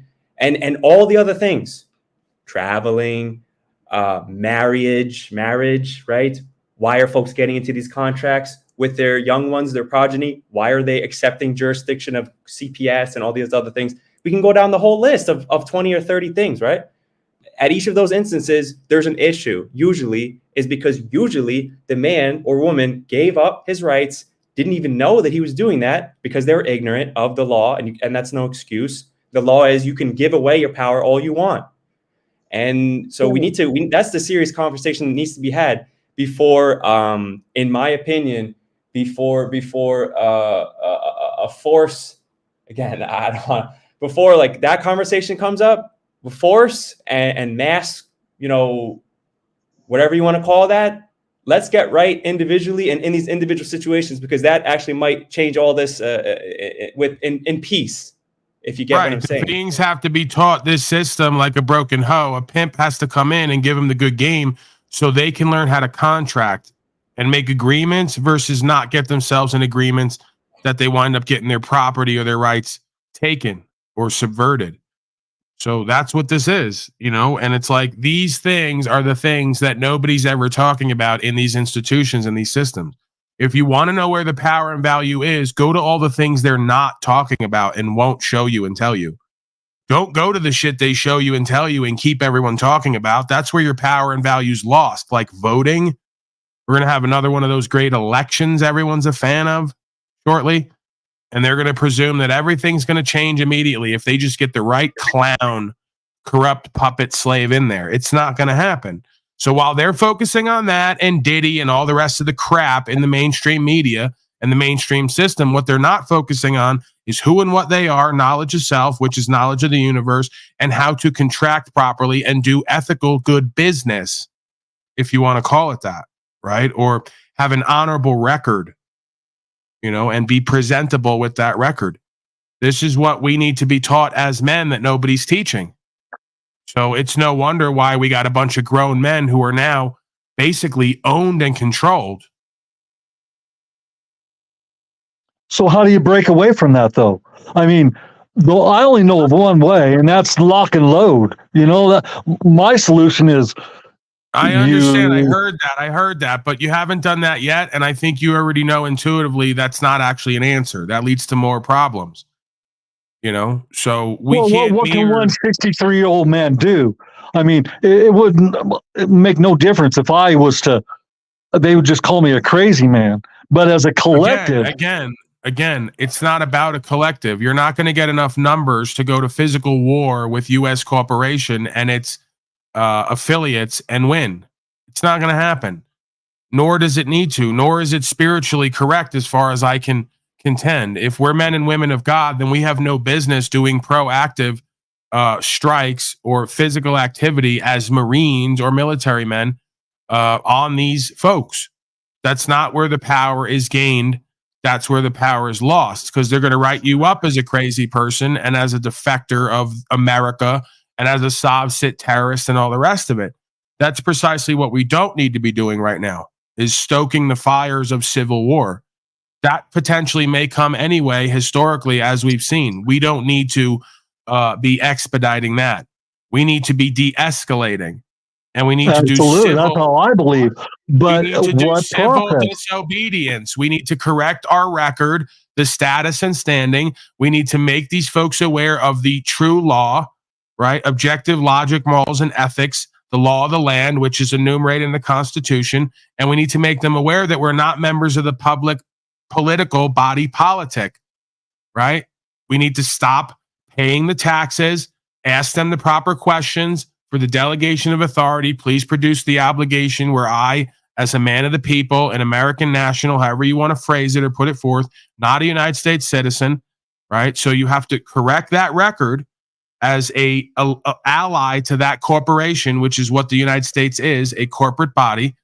And I don't care what anybody online or anywhere else calls it. You're a Soviet, the rest of it. No, the Soviet are the ones who are allied with U.S. corporation and owe allegiance to it by calling themselves a citizen and then saying they want natural rights under God.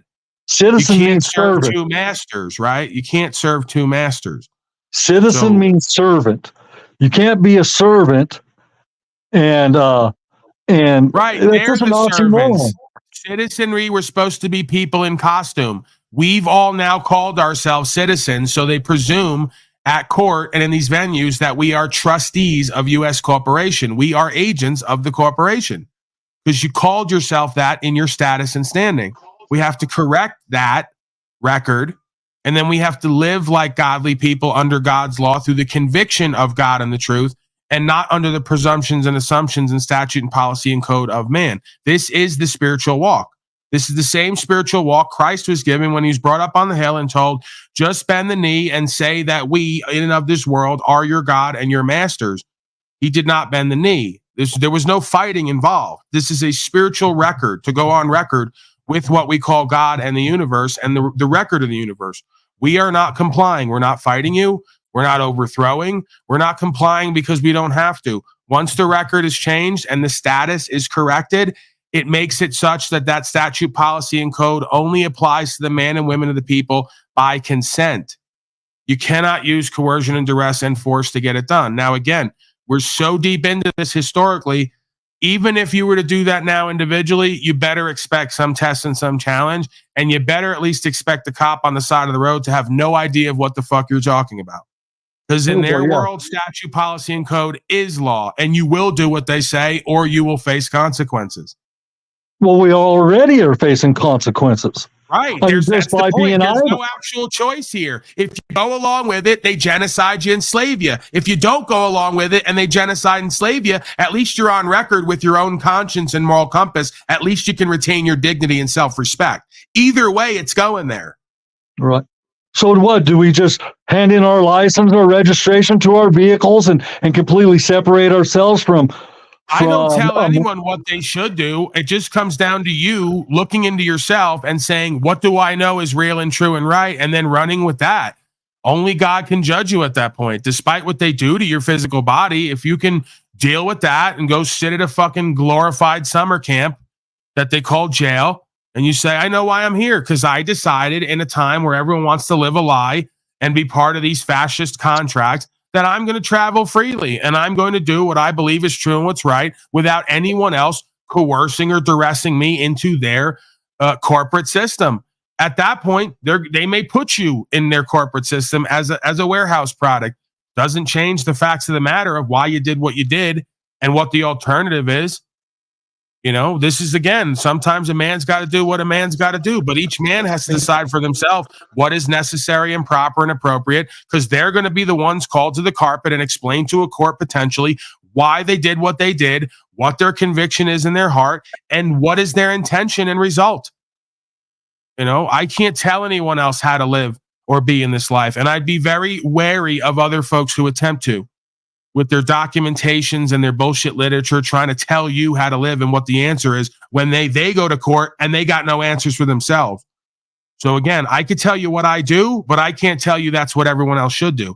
The reason at times that I travel freely is because in my heart, I believe or know that I have a right to move around. And frankly, it's been ruled on at Supreme Court for all the folks who are worldly and cultured and believe that that's the highest law of the land, not God and man and woman. If they think the Supreme Court is the highest law of the land for us, it is for them, the agents, not for us. But it's already been ruled on. We have expressed right to use these roadways to travel freely, and you can't impose taxation or registration. Right. And I'm not interested in what someone said after that either or before, because it's been ruled on many times by many people. And again, a ruling is just the belief of a man in a costume. His belief is no more important or valuable than mine. I spent 45 years in the trucking industry, so I'm used to compliance to regulation and showing the license, and that was just routine. It was just normal to me. Right, but that's a different conversation in their world and in this system, and then you have to decide if you agree with this or not, because again, it's just a set of beliefs.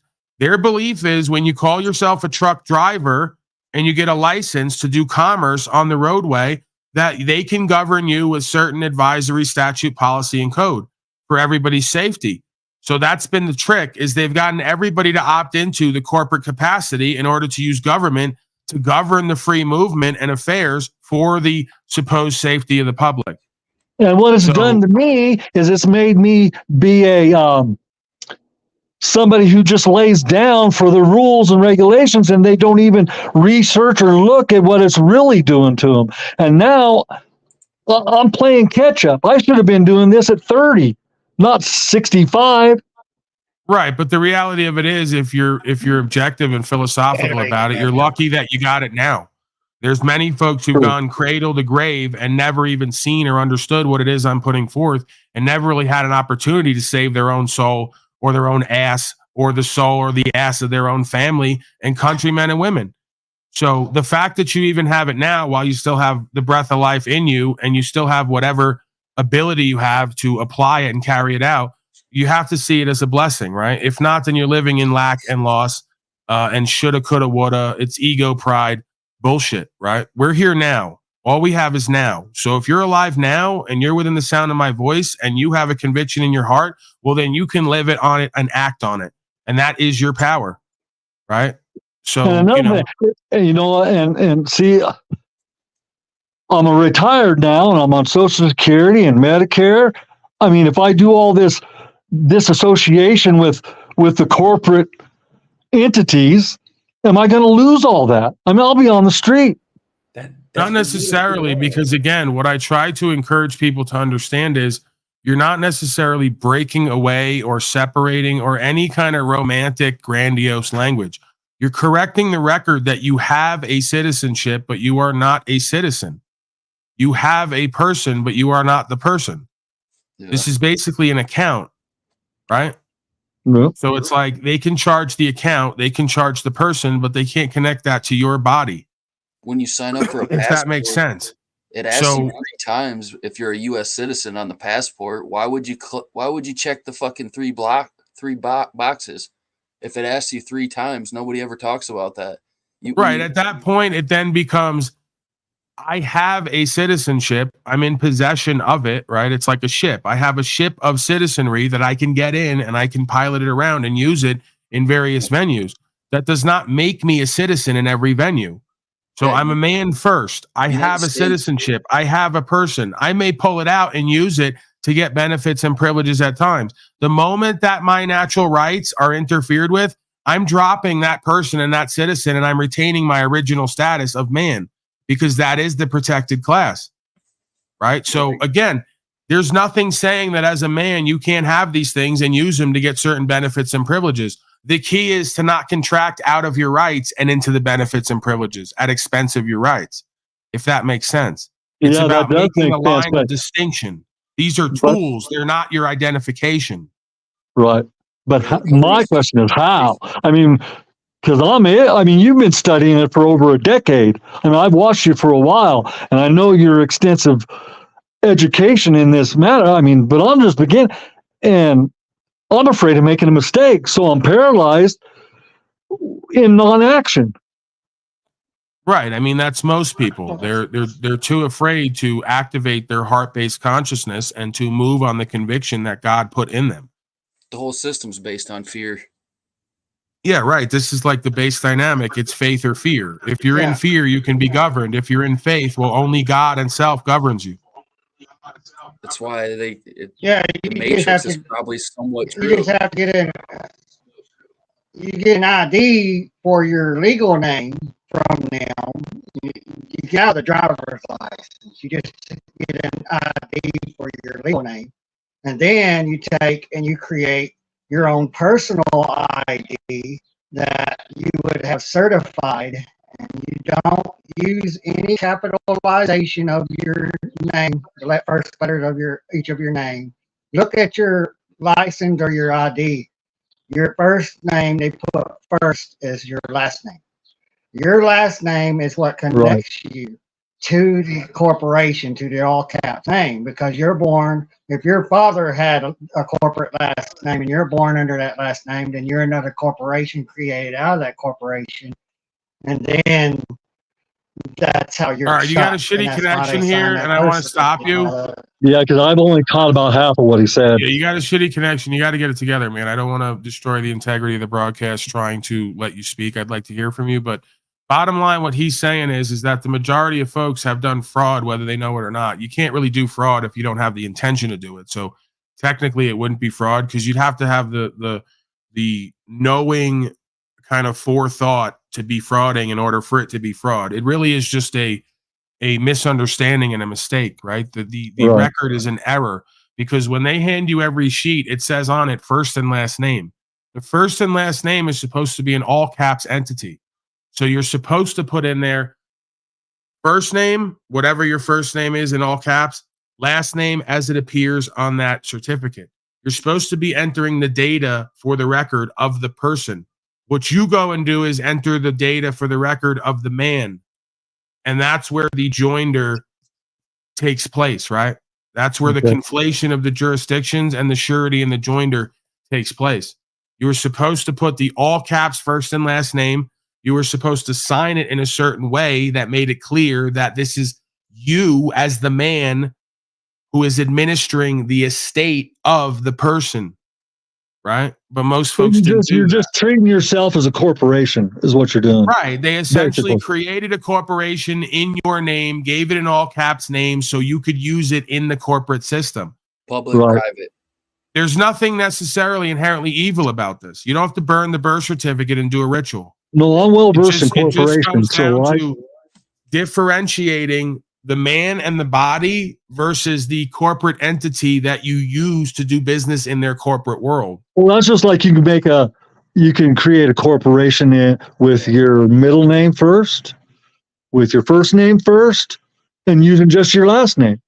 Well, yeah, you could argue they're doing trust fraud because they're encouraging folks either directly or indirectly. They're lying by omission in a sense, if nothing else. They're encouraging folks to fill out these documents with their given and family name rather than the name of the person in order to conflate the jurisdictions and create the bondage in order to slave humanity with policy, statute, and code, right? It's fascism. Again, the merger of state and corporate power. So you could argue that someone somewhere knows what's going on at the top. They're well aware of what this is. They get folks to play right into it because it's beneficial for them and their system.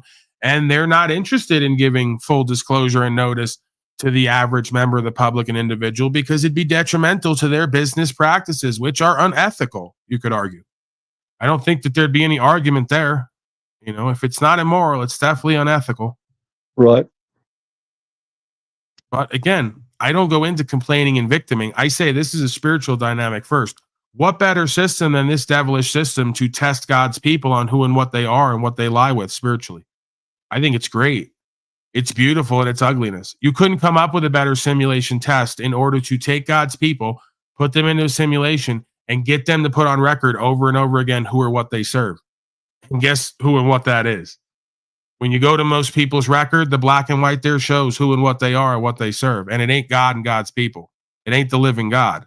No. It's something else, you could argue. I don't think it's a coincidence. Absolutely.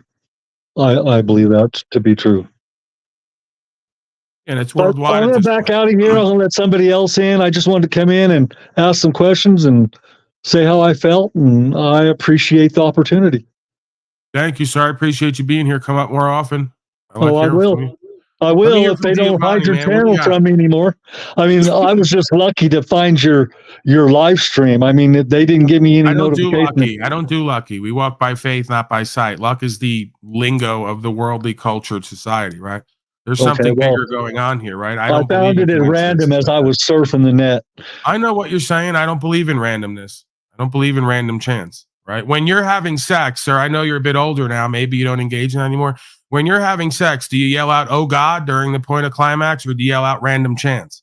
You get what I'm saying here? That's a good question. Right.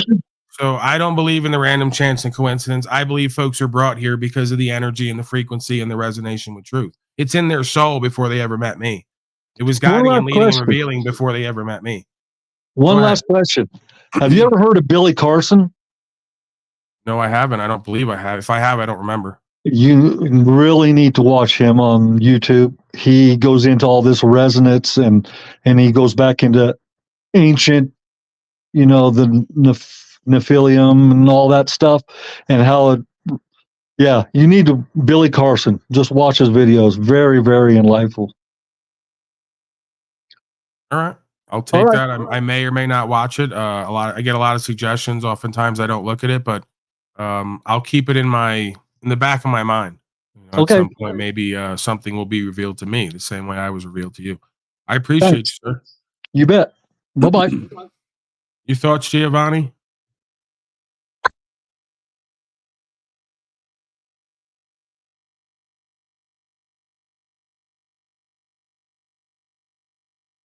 We can't hear you, sir. I was going to let you keep going. the bit we do here sometimes where folks talk and they can't be heard, but I let them keep talking and I act like, but I don't want to do it to you. I can't hear you. Can we try to fix the audio settings? Yeah, I can't hear you. No one's hearing him, right? That's not just on my end. I don't hear him. All right. I don't hear him.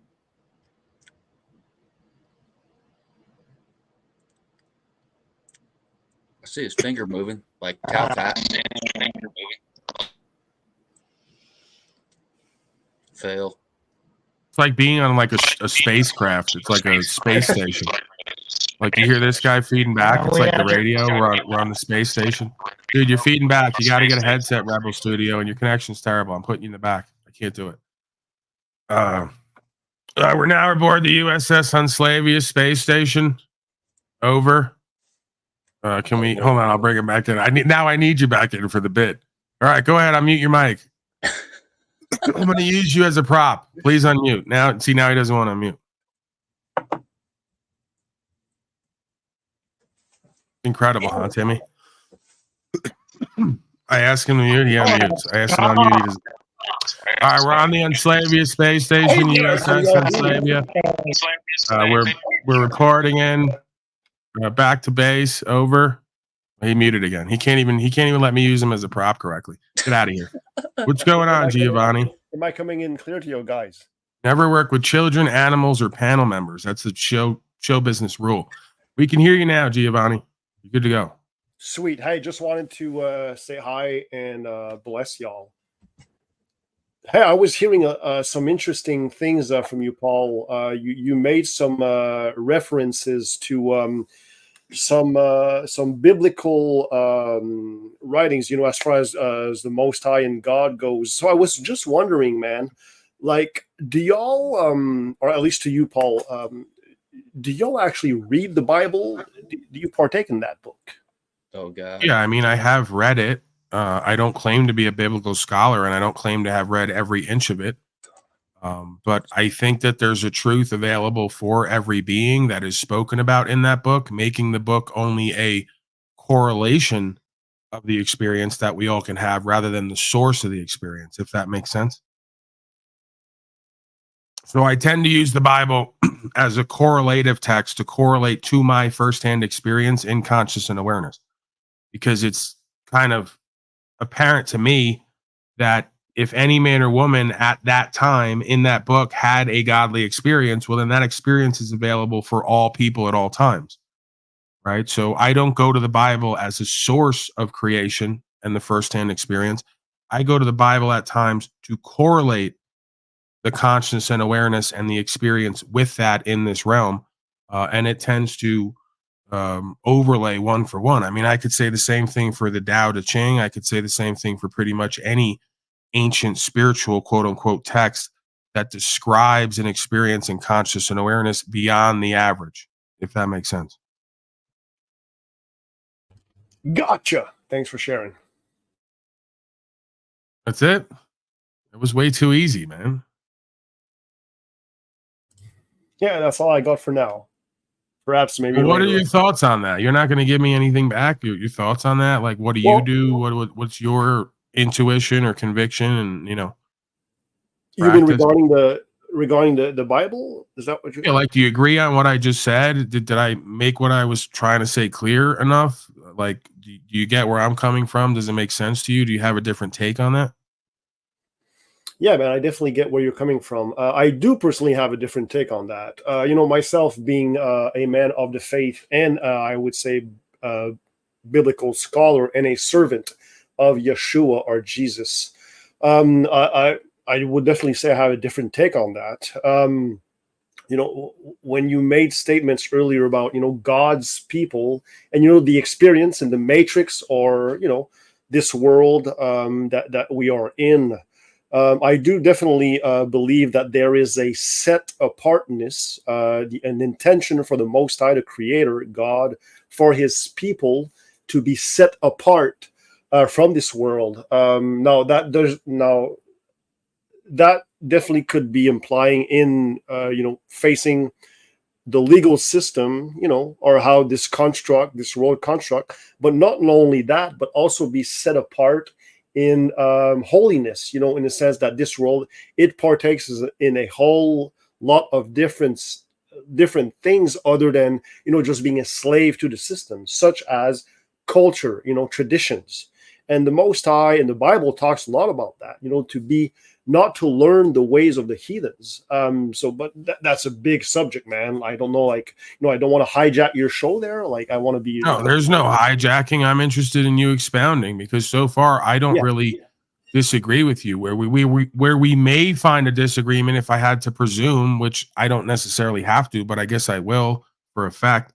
I presume that we're going to find disagreement when it comes to certain day-to-day habituations and biological needs, more specifically sexuality and things of this nature.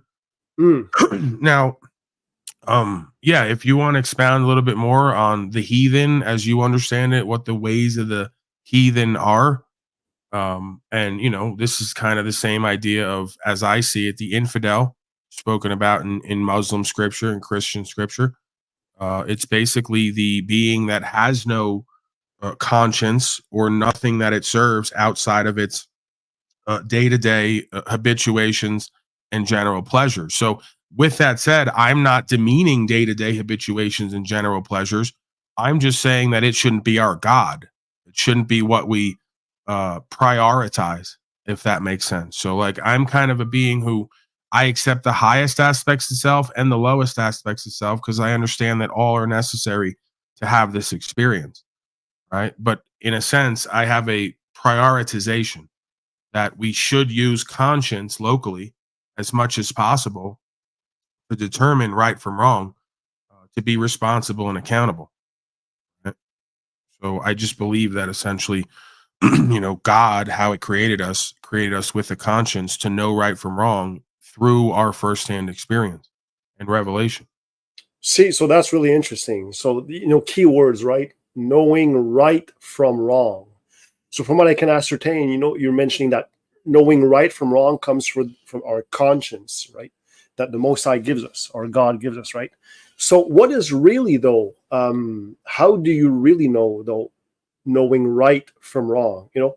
I would submit that, myself being a man of the faith, and at the expense of sounding a little bit preachy, knowing right from wrong will definitely, according to the Bible, according to the word of the Most High, right from wrong, morality comes from the word, what actually the word says. So in other terms, the law, the Bible, or the Torah, it shows us and tells us what sin is by the law. So for example, at the basis foundation, you got 10 commandments, right? So this is the foundation for what is right and wrong. Now, for example, in these commandments, you got things such as, if we go into ladder 6, how we serve one another, you don't steal, right, from your neighbor. You don't covet your neighbor's wife, going into talking maybe about adultery and stuff like that. So then if we go into, a little bit deeper, what is right from wrong? If we establish that right from wrong is established from what the law says, or the Bible. So if we go into basic needs that we mentioned earlier, right, such as, let's say, sexuality, right? We're all men, we all have testosterone, we all have some needs. What basis do we go about as far as sexuality goes? What is acceptable or not? So if we look in this world, the world we live in, the society we live in, it is a very promiscuous society. And if we go even farther than that, I mean, these people, you got the he-she's, you got the LGBT movement, where there's basically, it's free for all, right? Man can lay with man, woman with woman. I think. Do you believe that it's wrong for a man to lay with a man or a woman to lay with a woman? Okay, so I'll give you the two answers to that. I'll give you the world's view. The world's view is absolutely not. The world's view will say love is love. No, I'm not asking you that. I'm asking you, as a man of you say, of the faith, is there an objective moral wrong being done when a man lays with a man or a woman lays with a woman? according to scripture, according to biblical principles, absolutely. Homosexuality, according to the word, according to scripture, is And an what does it say abomination. should be done to a man who lays with a man and a woman who lays with a woman? So they should be murdered, sir, is the answer. So the word says is an abomination. They should be stoned and murdered. Either that or they're saying they should give them weed. When they say stoned, maybe they meant they should get high. And we're misinterpreting that. But I'm pretty sure the scripture says something along the lines of to murder a woman if she lays with a woman. So if you're a true man of the faith, why are you not out stoning lesbians today instead of arguing with me? So hold on, Paul. So the word murder. Yeah, here's where we're going to meet some hypocrisy. Timmy, take over because it's not going to go well with me, and you're probably better at this. Can I just answer real quick? Yeah, go ahead. If I may. Okay, so we use some terms that we got to define, right? Paul, you used some terms. You said murder, right? So hold on. There's a difference between murdering and killing, putting to death. Now, y'all can just go look into Google definitions or we know there's a difference. So you're saying it's saying killing, right? So there's a difference between murdering and killing, but yeah, we know. Yeah, okay. So basically, though, what I am trying to say is that so see, that's the thing, right? Paul mentioned like, why am I not going out and murdering or not murdering but killing, putting people to death that are homosexual? Well, myself, man, I don't have a heaven or a hell to put anybody in. All I can do is really, just try to bring a better way, a higher understanding as for what the will of the Most High is for a man or a woman. That's all I can do. I'm confused. I'm confused. You just said you're a man of the faith and that the book is the law. When I point to the law, which is the book, you say you're going to deviate from the law in the book for what your conscience tells you. We just loop back to where I started, where I said, God is in you and a part of you. You have your own conscience God gave you. That makes the book superfluous. And when we go to the book that you claim is the law you follow explicitly, you won't do what it says there because in your conscience, the book is fraudulent and egotistical and sick and twisted. Wow, mind fuck, huh? So if you're not going to follow the law that is the book and kill the lesbians for laying with other women, that proves God exists within you and your conscience, because you and I both know that's where I was going with that interrogatory. That's where I was going, is we don't need the book because our conscience is good enough. And you already proved you use your conscience more than use the book because you're not killing lesbians today or any other day. I rest my case, your honorable nubs. Well, I am, Paul. I am in a way killing them. All right. Let me explain you how I'm doing that. All right.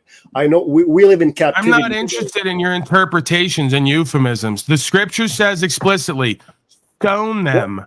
What do you think? So unless you're going to argue it means give them weed so they can get stoned, it means kill them. Why are you deviating from your law and the scripture when you don't find it to be convenient with your conscience? No, sir. I'm really not only that, but you also go to the Bible. What I'm trying to say, if I can just answer that question real quick, and I'll leave you the Here we go. Here we go with Rocky the Tard down there. These guys are all antichrist. Just a warning. That's not a warning. You're virtue signaling to other dogmatic non-Christians that we're the antichrist when you say you get your law from a dead book rather than your living conscience connected to the Most High. You folks are the antichrist. Okay, Paul, if I may, bro. Sir, Paul.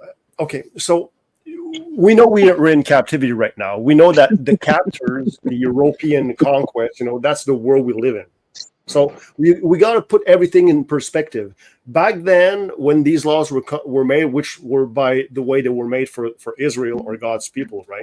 They weren't made for the nations, right? But anyways, point is, right now, what do you think would happen if I would go out and stone people, homosexuals? Come on. Then you're more afraid. Then you're more afraid of man's code than you are God's law. That means you're a servant of two masters and not a servant of God or your book and law at all.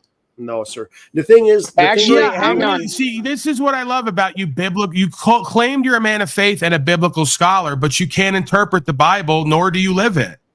So how is it exactly your law when, as soon as you're in congruence with the scripture comes in, you start using your conscience and your own interpretations? So why is it okay for you guys to use your own interpretations and conscience while claiming the book is the law. When I claim the book is not my law, I use my own interpretation and conscience. All right, let me put It's it this way. And strange. see if that makes sense to you, just real fast. So I do follow the law because one, I'm not homosexual. I don't partake in that lifestyle.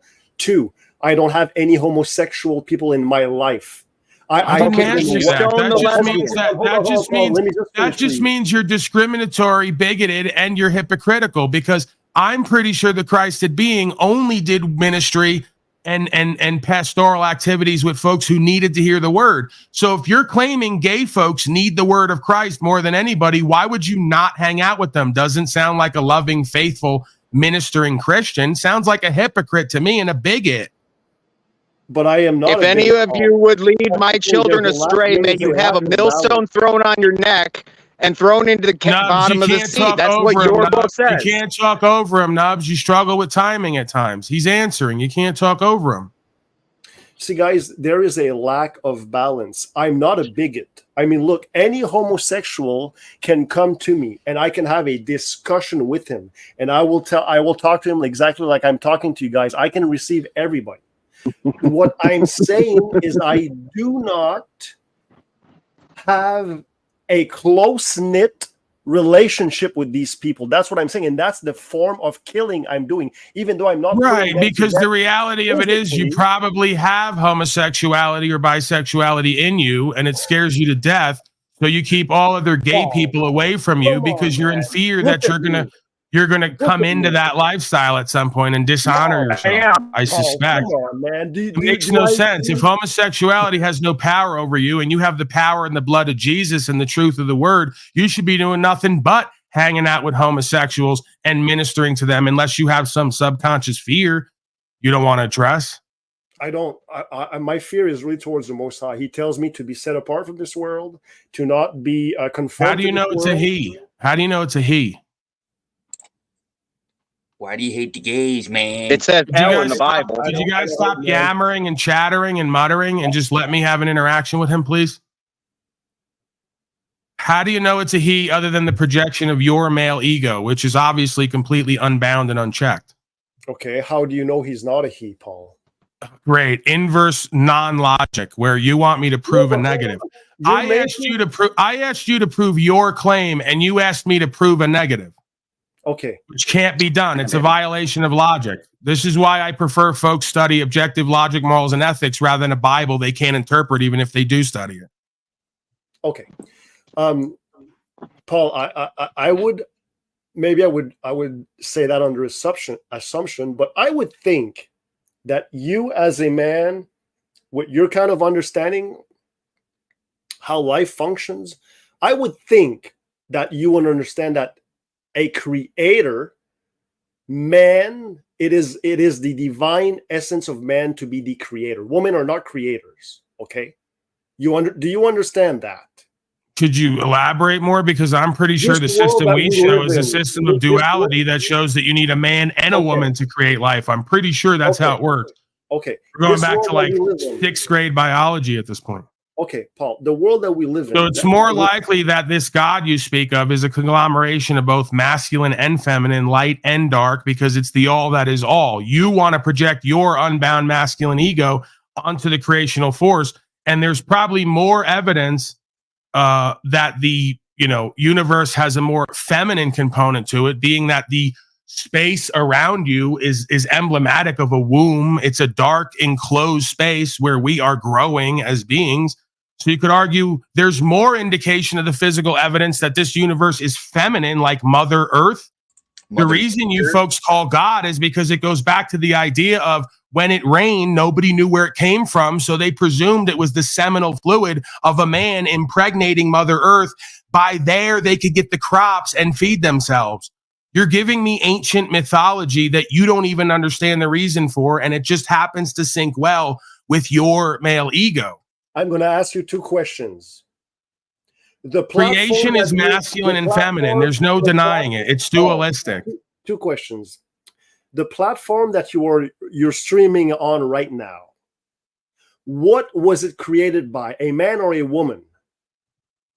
I don't get into like this Okay, well, need okay, but to you still, I don't get into this need to like prioritize roof gender that and you how are I dwelling in, conceptualize that is God. covering your head, the roof that you're dwelling in, that house, who raised it up, a man or a woman? How is this where are you going with this? Well, what I'm going with this, Paul, is that in order to understand, you ask me the question first, how do I know and how do I that the God or the creator is a he? And this is the response I'm giving you. Man, they are the creators. The seed, when we talk about, if we want to go into biology, the seed comes from the man. The man puts that seed in that woman, incubator, in the ground, and fruit comes from it. Same way that the world we live in, it was raised up by men. And I know So that's an inference then. So you made an inference. There's really no proof there. I mean, nothing can really be proven, but what I'm you just made an saying inference that the creator of this universe is explicitly a male gendered being, and there's really no way to even conceive of that or to have that knowledge. So you're going into knowledge that it's impossible to have and know, and you're claiming to know it. Like, absolutely. That's like the height of foolishness. Like a wise man knows what he does not know, and you're doing the opposite. A foolish man proclaims to know things that are unknowable. You're making this claim for me. I did not make this claim. You're saying God is a man. You're saying God is a man or a male gendered being, and you have no way to prove that. And there's nothing that leads anybody to believe that who's not influenced in a subjective way. The Most High God, the Creator, He is a spirit. And what I'm trying to do, I'm trying to explain things to you in the natural. That's why I'm using these analogy, so that perhaps maybe you will understand the spiritual. He's a spirit. Yeah, that's the thing. Now you're doing presumption and arrogance that you have some knowledge I don't, and you're going to use allegory to explain it to me poorly, I might add. Just stick to being direct and using your experience and firsthand understanding. Don't get into trying to teach me through allegory. I might have to do that for you. I don't know yet. We haven't got to that point. But I just love how you fake Christians presume you always have the teaching to do and everyone else has to do the learning. You call me a Christian. I'm not a Christian. You speak so presumptuously. Well then what would your label be in entitlement? Because you said you're a man of faith and equated that to a book that you claim God wrote and then don't follow line for line. How do you equate that with Christian or Christianity? See, this is we've got a lot, Paul. I just asked you a direct question. This is why I can't get anywhere with anyone, because I ask a direct question and I can't get a direct answer. And the answers I do get that are direct are nonsensical. So I'll ask you again. What entitlement do you go under, if any? You can say, I don't have one. I'm just a man of faith. But I'm asking, do you have an entitlement, a sector that you belong to? Christian, Muslim, Judaism? Is there an entitlement or a religion that you lay claim to? That's all I'm asking. No. Just like you, these are all titles. Just like you have knowledge of the legal system, yet you're not a lawyer, you're not a judge. I accept that, sir. You're not getting any argument from me. I accept what you're saying. I agree. I align with that. Okay, same thing for me in the spiritual or religious, if you want to call it, realm, right? Or theology realm. How's that? That works.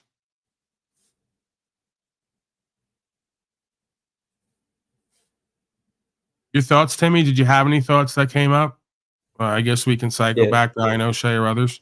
Yeah, I mean, I know O'Shea's probably chomping at the bit. I just want to say something. I think just for I think a point of clarity might help. It's like one may believe that like the best way that to live in their community is not with gays around or trainees and that kind of stuff, because it is some kind of mental illness. Because like personally, I wouldn't be putting my son in an area where there's an objective man dressing as a woman, like teaching him anything. Like, I don't care if he's a great welder. Like, my son's like, I'm not gonna put that put my son in that environment because I don't want him to think that that's like normalized, right? However, I'm not gonna but if that being in the private is looks like a man and seemingly acts like a man, but in his private interactions and doesn't tell everybody about it, does diddles men. I mean, I can't, like, that's for him to decide. So we're doing private and public. So if he wants to do that, I don't know about it, and it's not like out in the it's open. An ethical it's like, conversation. Your sexual proclivities are ethics. It's not morality. If nobody's harmed and you're not fucking a child, there's nothing immoral about homosexuality. You could argue it's unethical, but it's not immoral. But real quick, Giovanni, I have a question for you. No, he's gonna he's gonna reply to what I said, and then Okay. go ahead. So what actually caught my attention was what Paul just said. Look, he made a distinction between morality and ethics. Now look at this, all right? This is really important to catch. Y'all listen to me real close, all right? So we're going 50 years back. Back then, sexuality was considered mental illness. It would never have been accepted in society. Okay, people need to stay behind closed door. They weren't flaunting that stuff. Okay, so now fast forward 2024. Now it's a ethical thing, right? But think about it. Now that it's accepted, Paul mentioned, look, they're not fucking children's. What makes y'all think that 10 years, 20 years from now pedophilia is not going to be accepted like homosexuality was? See, You just did a straw man red herring argument. You just included beings who can't give lawful or legal consent with beings who can give consent. And you're saying, where's this going to go? So we have to criminalize one to avoid leading to the other. It's a violation of logic again. But see, back then, Paul, the important thing is that The reason, can I just be clear here? The reason that I'm saying there's a difference is because moral or immoral comes down to loss, injury, and harm, right? Or a lie told, or a debt failed to be paid. If you're not causing loss, injury, and harm, and you're engaged in consensual activity, there is no immorality. Rape is immoral. Murder is immoral. Theft is immoral. So what happens when an 8 or a 9-year-old? Immoral. Hold on. You said Immoral. You mentioned harm or rape. What The happens? being at 8 or 9 years old is most likely not at the age of reason, nor are they pubescent. So it's already an immoral act. You could argue. But the being back is not then- able to consent. The being is not able to use a mind of an adult to consent to an activity that it cannot conceive of the harm it may do to it. It's immoral. All right. And back then, you know what? Gays, in the 50s, they would be considered the same way as children. Were you around 50 years ago, sir?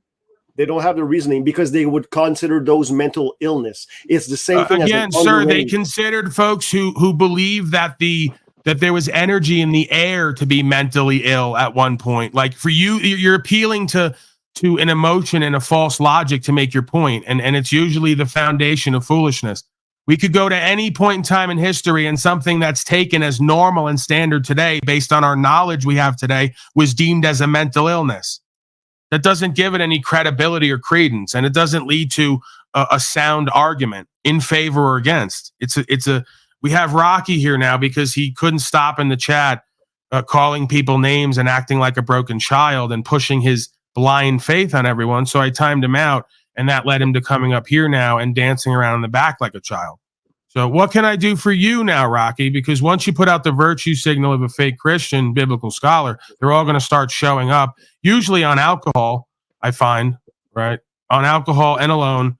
And they start muttering and bumbling and sputtering about what their feelers say, but not what the scripture says or what the accurate interpretation is of it objectively. How can I help you, Rocky? You can't help me. If I can't help you, then why are you here? I'm trying to help you, bro. I didn't ask for your help. I didn't ask for your help. Another arrogant, presumptuous fake Christian. When I was growing up, taking it up the ass. I'll see you later. I didn't ask for your help, and you can't help here because you're not capable and competent. You're an angry, bitter, resentful, lonely drunk from what I've experienced of you. Hey, Paul. I do have a. People go to the coping mechanism of religion because they're dysfunctional people in the world and in life. So, hey, Paul, if I could ask, the statement you made earlier about people coming in here and alcohol or something, or dysfunctional religious people, are you referring to me? Not necessarily. That's yet to be determined. Giovanni, I have a question for you. In the Bible, does it not begin, in the beginning there was the Word, and the Word was with God, and the Word was God? Isn't that how the Bible opens up? No, that's actually Genesis. That's not how it. No, the first book of Genesis. Well, you know what? Actually, before I go too far off, let me just pull up some resource here, and I'll be right back with you. No. I'm saying, does the Bible say specifically, in the beginning there was the Word, and the Word was with God, and the Word was God, and the Spirit of God hovered over the waters? That's not what the Bible says. Even Rocky's looking at that one saying, yeah, Nubs knows his scripture. This is what the very beginning, what it says. Genesis 1. This is what it says. Look at this, all right? And it says, in the beginning, God created the heavens and the earth. Now the earth was formless and empty. Darkness was over the surface of the deep, and the Spirit of God was hovering over the waters. So what you were referring to, you're referring to the book of John. In the new okay, regardless, if that's the case, even if it's the wrong positioning, it does say that in the Old Testament, in the book of Genesis, where it says the Spirit hovered over the waters, all that stuff. Now, why is it that the Word of God is what he says then, but it is the Bible then after that? That makes absolutely no sense. It's a double. It's as if his audible word was not good enough because you didn't hear it in your heart, nor did you hear it in your mind. I don't understand that question, sir. Oh my God, the dogmatic people. Can I jump in real quick, Paul? Just one question. Ali Akbar for that one. Yeah, I know. There you go. Even in the Quran, it says if the woman commits adultery, she's supposed to be like leashed 100 times. I don't agree with that. That's exactly what Paul's saying. You have to go to your conscience. Your conscience would never let you do it because it's wrong. So stop going to the book all the time. A man wrote the book. That means if a man wrote it, something is wrong with it. They're all corrupt. I'm not saying some of it is not true. Basically, this all stems from I just had a question, and I'm going to go back to it. And you guys answered it. I just asked initially, y'all remember? I just asked, do y'all actually read the Bible? I just asked this question because Paul was making some biblical quote statements. That's all. That's the reason why this question came. Now, y'all answered my question. That's good. I got my answer. All good, guys. Well, Giovanni, I have one quick question for you. Did you come with an assumption of an answer that you were looking for? Because that seems like I know about loaded questions. I ask them all the time. They're always loaded. And that seems like a loaded question to somebody that's asked loaded questions. Because it'd be like kind of like I come up and say, hey, Paul, do you really stand for rights and freedoms, or do you do you go behind? It's the same fucking bullshit. It's a judgmental position where you should not be as a Christian, and it makes you really look like a hypocrite. And I say Christian as in man of faith, because I know you said you weren't a Christian. Rocky claims to be a Christian, but you're all the same. You come with your judgments as if you really are set apart, yet you pay your taxes just like any other fucking slave. Yeah. How are you set apart? They cling to their Bible as a false power differential and means of authority when you go and question them and ask them about what their experience and knowledge is, and it's lacking. So they cling to the Bible in order to create a power differential. It doesn't do that. It just makes you look arrogant and presumptuous and foolish because you claim God wrote a book that was obviously written by people. And if people wrote it and it's the word of God, well, then the word of God is within people, making the book superfluous. 50 years ago, absolutely. 50 years ago, everybody knew taking it up the ass was immoral. Why? No, everybody did not know. that taking it up Yeah, the ass was immoral. That's why is you it have immoral? ancient If synagogues. there's no loss, injury, or harm, and it's consensual between two adults, where's the immorality? The harm. The judgment look is at the our nation immorality, now. Rocky. The Judge You're not, lest letting ye him be answer. judged. You're doing the nub show. You guys are all perverts. And There we go. More judgments, more projections, no answering of the question, more judgments and projections from the fake Christians. Yeah. Yeah, everybody knows it's unnatural to take it up the ass. We didn't talk about, first of all, we didn't talk about natural or not, and there's evidence of homosexual activity from the beginning of time in animals and in humans. So where do you get the idea, even if it is unnatural, that equates to immoral, which it's not unnatural because it's been appearing everywhere from the beginning of time on some level? The Bible says, be fruitful and multiply. If it's unnatural, who created nature? And why do we see it appearing in nature in humans and animals? If God didn't create nature, therefore creating homosexuality, who created it? It's been destroyed by these homos and people like you. There you go. The country's been destroyed by homos. No, the country actually has been destroyed by toxic, false strength little boys who claim to know the truth but don't stand for anything in their life, tip back beers all day, and grandstand online and make fools of themselves. Yeah, you're talking about yourself, that's what's right? ruined this country. It's not the homo. It's a bunch of little boys who pretend to be men but don't stand for anything in their life, but got a lot to say about other people. Squatters, drunks, homeless, homos. Rocky, are you describing yourself now? Are these all qualities that describe you? Describing your gang. Dude, well, how do you make a living, Rocky? You're the daddy of a. How do you make a living, Rocky? Homos. How do you make a living, Rocky? We're never going to get an answer to any question because he knows he just described himself. That's where the lashing out comes in. I think you got a bisexual aspect to you that you don't want to confront. I think that you're a homeless squatter who doesn't make a living. I think you probably live off government entitlement programs like most old citizen slaves on these panels. Mr. I'm a godly, righteous Christian. I bet you're in and of the world and of the devil in every which way. And it scares the shit out of you. So you cling to your dogma and false sense of self. The word of God and keeps morals and is anti-homo and anti-lesbian. I'm the bad guy. Then why did he make him if he's anti?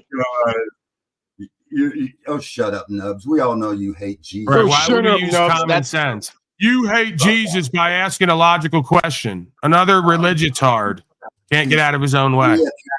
All right, I'm just going to end with this. I'm going to put it in the chat. All right, Romans 1. Did it show up? Did it show up? Yeah, it's there. It's there. All right. So Romans 1, 26, 27. So for this reason, God gave them up to their passions of dishonor, for even their females exchanged the natural use for that which is contrary to nature. And likewise, also the males, having left the natural use of the female, were inflamed by their lust for one another, males with males, committing what is shameful, and receiving in themselves the recompense which was fitting in their error. Hey, Giovanni, before you go, wait, hold on. No, I'm going to interrupt. No, one more question. He's running. The coward's running now. He's going to post his scripture, misinterpret it, then run away and claim to have won in truth. They're all the same. Giovanni, if two attractive women are naked in front of you kissing, you're just going to be like, you're going to stone them to death, and what with your hard dick at the same time? See, that's a problem in this generation, man. This is a problem. The problem is that there's two things. There's the flesh and there's the spirit. All right. Don't give me a fucking diatribe about your thoughts about it. Just answer the question, man. Please. There's two things wrong. First of all, your dick's going to be hard, and God did that. He can't get out of preacher mode because he's here to preach and teach, and he can't answer questions as a man. Right. No, he's another agent, another actor who can't answer direct questions as a man because he's inauthentic, disingenuous, and has to be in preacher mode. Right? God naturally Answer the question directly. Don't give us the preaching of the word you don't live. The flesh might definitely be aroused, yeah, but that's what I'm saying. There's the spirit also. All right, the flesh. And what does the is weak. spirit tell you about this? Why is it evil and bad and flesh is wrong? weak, but the spirit is willing. So what we are, the purpose of what I'm trying to say from the beginning is that there's a dual nature in man, flesh and the spirit, right? So we are supposed to acquire in the spirit the mortifying of the deeds of the flesh. So even though, yeah, maybe the flesh would be aroused, I shouldn't be partaking in that stuff because that goes contrary to the will of the Father. Great. So what are you going to do? You're going to stand there and stone them to death or not? You're going to walk away? You're going to try to preach to them? What will you do in reality? Don't give me a fucking answer the question. Why are Oh we my talking God! about- Answer the question. It's a yes or no Talcott. question. You're Why are Talcotting we now. talking about two women sucking and licking on one another instead of It talking doesn't about matter. Answer the question. Would you building stone him to death? families? One man, one woman with children building a house. I Why agree. are we talking about that? I thought you I guys agree. were about building and creating stuff. That's fine. I mean, you won't answer the question. You don't even go off of the how book that you much say you of live off of. y'all- All right. Hey guys, you know what? I don't want to. I know this is going Why to. you- why are you generate- running? Hold on a second. We got too many cooks in the kitchen here. Where does your knowledge, because you're going to go to the Bible, and in the Bible it says multiple women with one man. Where do you get this now talking point that a family is one man, one woman? The Bible doesn't say that. So see, I don't fathom this, Paul. You are so-called unslaved. You're not answering the question again. Your I'm trying Bible to. says one I'm man, trying multiple to. wives. Where did you get the idea that one man and one woman is the family structure objectively? One man, three women is a good family structure. I'm not saying nothing against that. Okay, so what happens when the one man and the three women are doing whatever they do in between their family activity, the adult activity, and the women take an interest in each other? Does it become evil and bad and wrong all of a sudden? That doesn't happen in a one man, three woman household. It The doesn't. man- Women don't generate a love for each other and an attraction for each other, and don't wind up maybe sharing affection or intimacy with each other and the man. That doesn't happen. Sexually, it shouldn't happen according to the It word. shouldn't happen. So it does, but it shouldn't, because Giovanni says, the book says, that he can't interpret. Okay. No. Giovanni doesn't have an opinion. Giovanni is not saying nothing. Giovanni is representing the Father. That's what the Father says. It's not natural for a woman to be with a woman. So no, woman should not. When a man, I'm going to put it this really, really simple. A man, he's got three women. All right, that's biblical. No worries about that. But when a man is with a woman, he's with one woman. He's got a covenant with one of each of these women. When they're partaking into sexual activities, they're not having this kind of orgy or woman sucking up on another. No, the man is one woman, one day, and then the next day he can go to his other woman. So how many women do you have, sir? How many women are you with at this time? Myself. No, the guy behind you. I'm a single man. Yeah, I can't imagine why. You seem like a dream, like just spontaneous, exciting, attractive, compelling. You know, I can't see why you have no women in your life. Okay, While you're how many railing women- against women, are you know, you a enjoying married man, love and. Paul? Do you have a woman? Are you a married man? Oh, there's several women I interact with on various levels.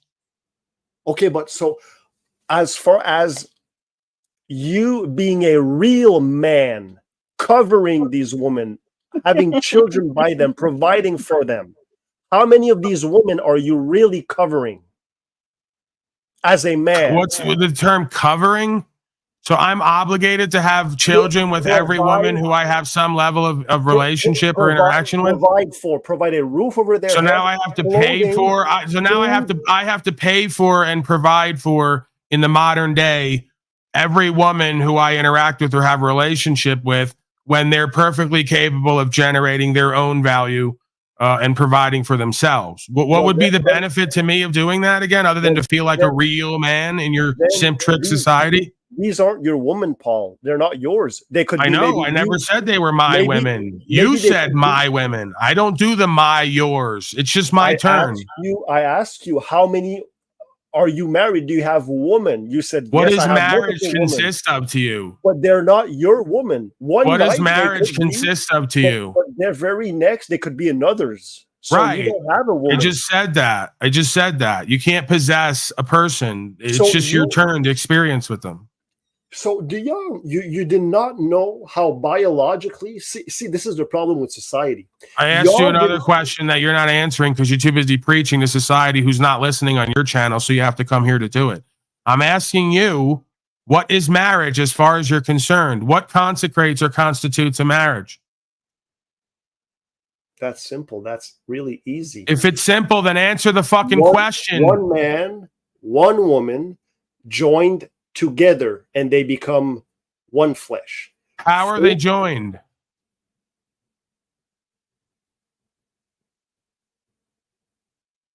I don't understand the question. How are they joined? You said one man and one woman joined together. Does that mean legally with paperwork at a church in front of a pastor? What constitutes marriage? The man will leave his father's house and will be joined to his woman, and they will become one flesh. And that fruit that comes from that is the children. That is marriage. That is marriage. Outside from that, it's not marriage. If What there's no makes you think that consciousness and awareness has to leave their daddy's home and go to another home in order to be one when we're one on the highest level? Well, that's what the word says. Right. That's what the word says that you can't understand or interpret or make any sense out of, which is why I'm like, huh? Where's the actual meaning or application or practicality of anything you're putting forth? You're too busy preaching a word that you don't understand and don't live and can't make sense out of. So explain to us, Paul. On how the are highest you level, one? we're oneself. I'm already one with every other being here because we have the same You're consciousness not and one with awareness me. and the You're same not one with equipment, me. a Not with body me. that we use to Maybe experience. you're one with Timmy. Maybe you're one with Knobs. Maybe you're one with Tarek, but you're not one with me. You got nothing with me. You're absolutely right because you don't know yourself and you're not a holistic being in yourself. You're a broken, infractuated being who needs a static, dead word and a book in order to live as yourself rather than the self-knowledge of the creator and the creation. You're just parroting what you've read and you have no application for it. You're not even living it. Well, your words, man. All right. So what would you How suggest? are you going to maintain a relationship with a woman being this big of a presumptuous, arrogant douchebag who keeps parroting other men's words but can't make a relationship with the person you're speaking to? That's right, why so you're single, in because a there's no nutshell- woman who's going to deal with your in a presumptuous mansplaining and parroting of other men's words. Paul, There's not a before I woman go- out there who's going to deal with it. The only one who might is another religitard like you who's thoroughly indoctrinated. Notice You're going to how- have to go to the notice Philippines how like y'all- Timmy and buy a and woman. This is why. Sorry, this is Timmy. why I didn't mean you're know- doing that. This is why I know I'm in the right path and y'all are not. I know, You because why? every time someone Because tells you you're a I've moron, been you're being called- persecuted I've been for called a righteousness. religious tard. I've been called full of names. I've been Right. but That what- doesn't what- mean that you're hold right. on, You're not hold on. blessed. What- You're not the blessed who are persecuted. I'm telling you, you're an ignorant, arrogant, presumptuous, dogmatic, typical example of a fake Christian. You can't even give a direct answer 3/4 of the time when you're asked a direct question. When I ask you where your women or woman are, you say, I have nobody, because I can tell you there's not a woman out there who's going to take you serious and credible when you can't talk to a person. There he goes in the defensive body language because he's projecting that he won and he knows he's right while subconsciously he knows he's wrong and lost and is making a fool of himself. There's not a woman out there, nor a man, if you decide to lay with men at some point, who's going to put up with your arrogant, projecting, ignorant, dogmatic parroting of another man's words from thousands of years ago that you obviously can't understand or interpret accurately. They're probably going to see you as a dick and not want to deal with you, man or woman. That's been my sentiment here today. You haven't revealed anything. You haven't told us anything new or that we haven't heard before. And what we have heard before that you've told us is all nonsensical and can't be applied or understood properly. So where does this go exactly other than you doing what you were planning to do 20 minutes ago, which is get defensive, run away, and then proclaim that God favors you because you couldn't be received or create a relationship with anyone here based on some sensible truth. Where does this go exactly? Defense, I didn't know I was muted all the time, man. My bad. Shit. But You got to get better at your awareness. That's what you should work on. Instead of becoming more aware of the words you're going to parrot, just get more aware in general. Calling me all tards and all that stuff, and I know that's what it seems to be. See that I know that's why I know I'm right because I haven't not used no Hard means derogatory slow. term. Dude, hard literally means Wait, slow. hold on You a are second, slow. Timmy, that's how these people know they're right in this video. Is because the narrator called them retarded. They're doing what's right. Wait, no, that's buttered sausage. Before You're being I go, slow over and over again. In a nutshell, in a paragraph, Paul. Before I go, what's your solution for me? I'm a religious nut-tard. I'm all this and all that. What's your solution for me in a nutshell? This is my solution for you. Watch this video over and over again on loop. Usually, the mentally retarded are divided into classifications: the educable, the trainable, and the custodial. Now, you see right off the bat in that video we just went back to, we flashed back, it said the educable, the trainable, and the incorrigible. You are one of the incorrigible retarded. You can't be educated and you can't be trained. You've already been mistrained and miseducated so deeply that I can't get you back out. That's why I say you're a religitard. Because you just keep parroting Jeremiah 1:5. Like Wizard, you just keep parroting scriptures, but you have no firsthand implementation and application and results to speak on for yourself. You keep going back to the book. Keep going back to what your preacher and other religious hearts told you. You don't come on here 3 hours a day and do like me and talk from the heart with my firsthand experience of the quote unquote Holy Spirit and the creation and the law. You don't do that. And you don't answer questions directly. So I know you're a fake. I know you're a fraud. I know subconsciously, if not consciously, you don't know what you're saying to be true. At best, you're a believer. And the only reason you believe is because you need a convenient coping mechanism to cope with the fact that you have little to no power and control in yourself, in your life, and in this system. There's a fine line between worshiping God or having a relationship with God versus claiming to be God-like. And then when you're asked direct questions, have little to no answers other than the words of other men. And just so you know, it kind of oozes off you folks, like Nub said. You guys are presumptuous, arrogant, ignorant, and you're not sensible when you're asked questions and you're forced to answer so we can understand you. You can't create a bridge to your understanding and our apprehension. And no, I don't believe you're just so bright and so spiritually enlightened and I'm so dumb that I just can't understand it. I think that's what you'd like us to believe, but that's probably not the case based on the experiences that we've had here, right? So, you know, I could get into the background, but they'll never answer directly. Hey, bro, do you do this, this, this, and this? And they'll do it all. They'll be a part of all of it, but they'll have a reason why when they do it, it's godly and righteous. And when everyone else does it, it's the behavior of the heathen. You know, wonder why, by the way, folks like this are always alone and angry and bitter and projecting. Because subconsciously, if not consciously, they know there's not a woman or man out there who wants to deal with them. The reality of it. Well, the other thing that I just can't fathom is how somebody that knows that they have a specific book that they're reading out of, that they attempt to prove anything with that book that is true when the book is the thing that is in fucking question. And their morals and their ethics are the thing that is in question, which is ironically in those books. Yeah, these are the same people who go and become priests and then wind up fucking a little boy because they can't find a woman to mate with or procreate or create a relationship with. They're so depersonalized and indoctrinated. Paul, let me ask you, I mean, in all honesty, I mean, how many people do you, I mean, how many women do you own?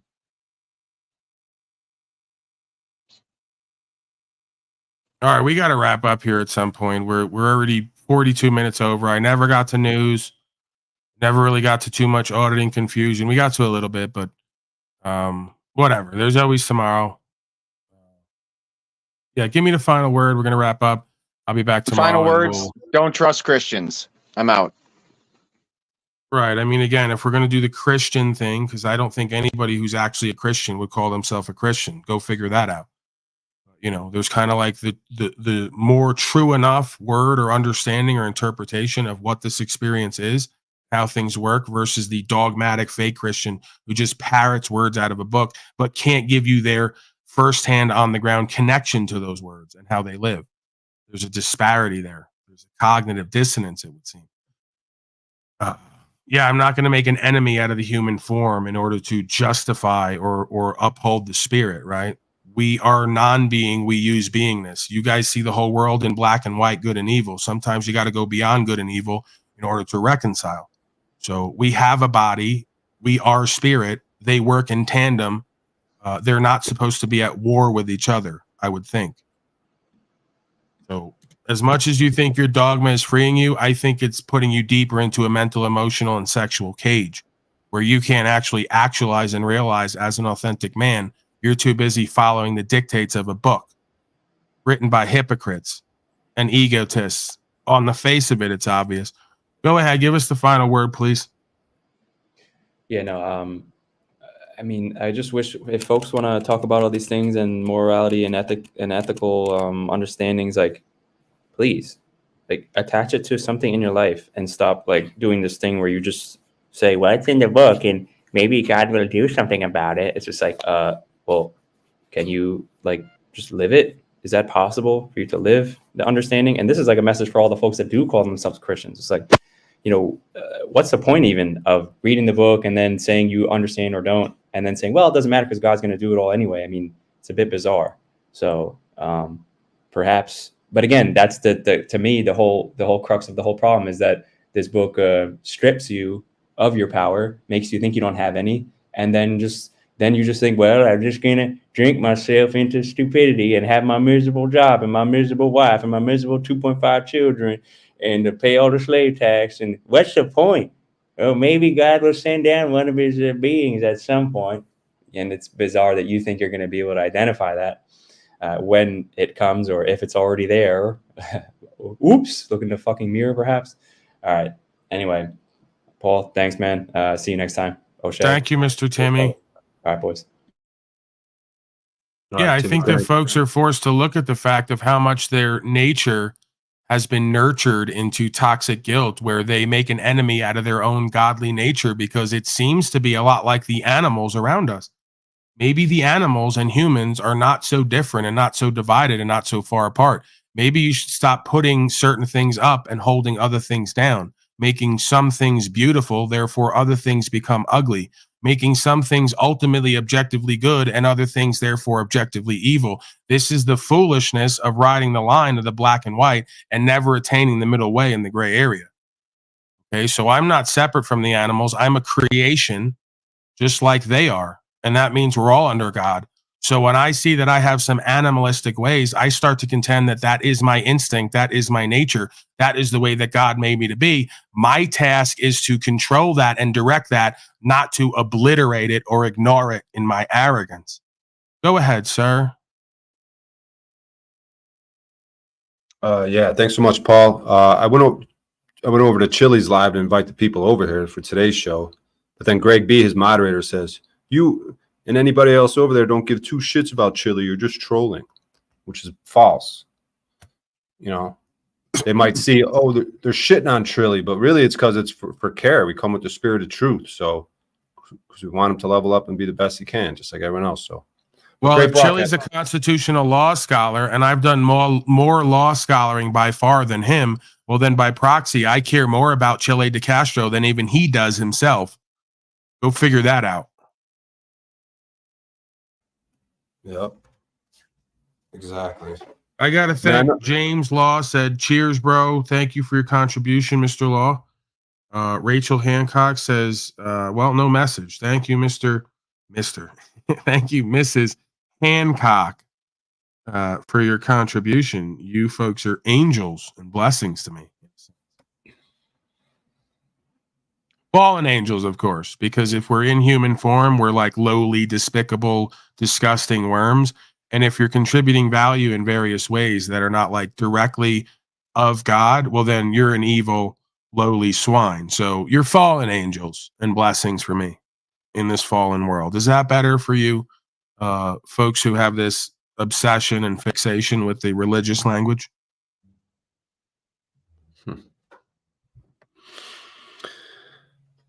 Yeah, thanks so much for the broadcast today, Paul. Brought the heat Thank again. you, Brian O'Shea.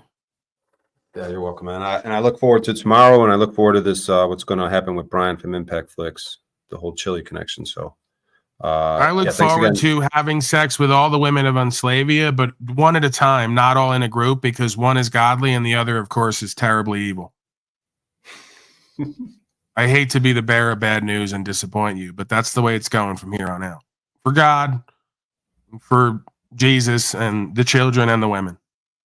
There, I said it. It's done. One at a time. All right, chat. Get ready. We're coming. All right. Thanks, Paul. I'll see you guys later. Bye. All right, bye. You guys are cool. All right, guys. Guys, we come here every day. I play a broadcaster online. It's gone great. I'll be back tomorrow to do it all over again, somewhere between 12 and 3 MDT. Shout out to Brian from High Impact Flicks. You earned my respect this week. I can't deny it, you know. I'm not going to come on here and hate and talk shit and be duplicitous. So it is what it is. We move forward. We long game it like always, and we see what more is revealed through our interactions. Mazel from out west. I love you folks. If you don't love me back, more importantly, forget about me. If you don't love the truth back, I'm probably going to tell you politely, euphemistically, to go fuck yourself. Okay? But I do that for safety. It's because I care. All right. I'm out of here. Say goodnight to the bad guy.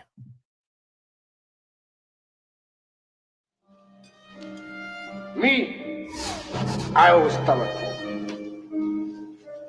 even when I lie.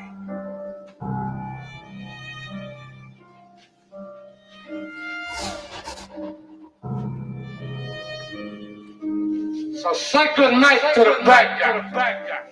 Go on, go on. The last time you're gonna see a bad guy like this again. The great reset's happening. So when you get all your pretty and nice shit taken away and your bullshit job that leads to nowhere, and you're forced back on the land and have to be self-sustainable and co-creative and work with what is, this talk about your feelings and your ego is going to go right out the window, because the God and the elements and nature are going to present what needs to happen next. 9 out of 10 times. That's the difference between me and you. I got it in me, not on me, just like you do. I'm trying to work it out, bring the subconscious to the conscious and figure out who and what I am. Am I good or evil? Am I real and true? Am I a narcissistic, egotistical deceiver? That's the difference. I'm actually authentically trying to work it out while you lie to everyone and project your negative aspects of self onto me, and I don't appreciate it. And the universe don't appreciate it either. And the students of life in this audience don't appreciate it either. This isn't about love and money. This isn't about chasing bags or anything else in and of the world. This is about the philosophy, right? The love of knowledge, the love of wisdom, the love of understanding of self and applying it to actualize and realize and get better results for yourself and everyone else. I thought that's what we were doing here. So let's get the game back in its proper perspective. The motherfucker doing this shit shouldn't have to talk about it because you folks want to lie on it. It's embarrassing to me. I didn't come on here with the intention of the understanding that this is supposed to be for business or a hobby. That's why I show up the way I do 500 days straight. That's why I have a care in my heart with passion. That's why I do what's true and what's right and see through you motherfuckers and get amazing results for me, for me, for me.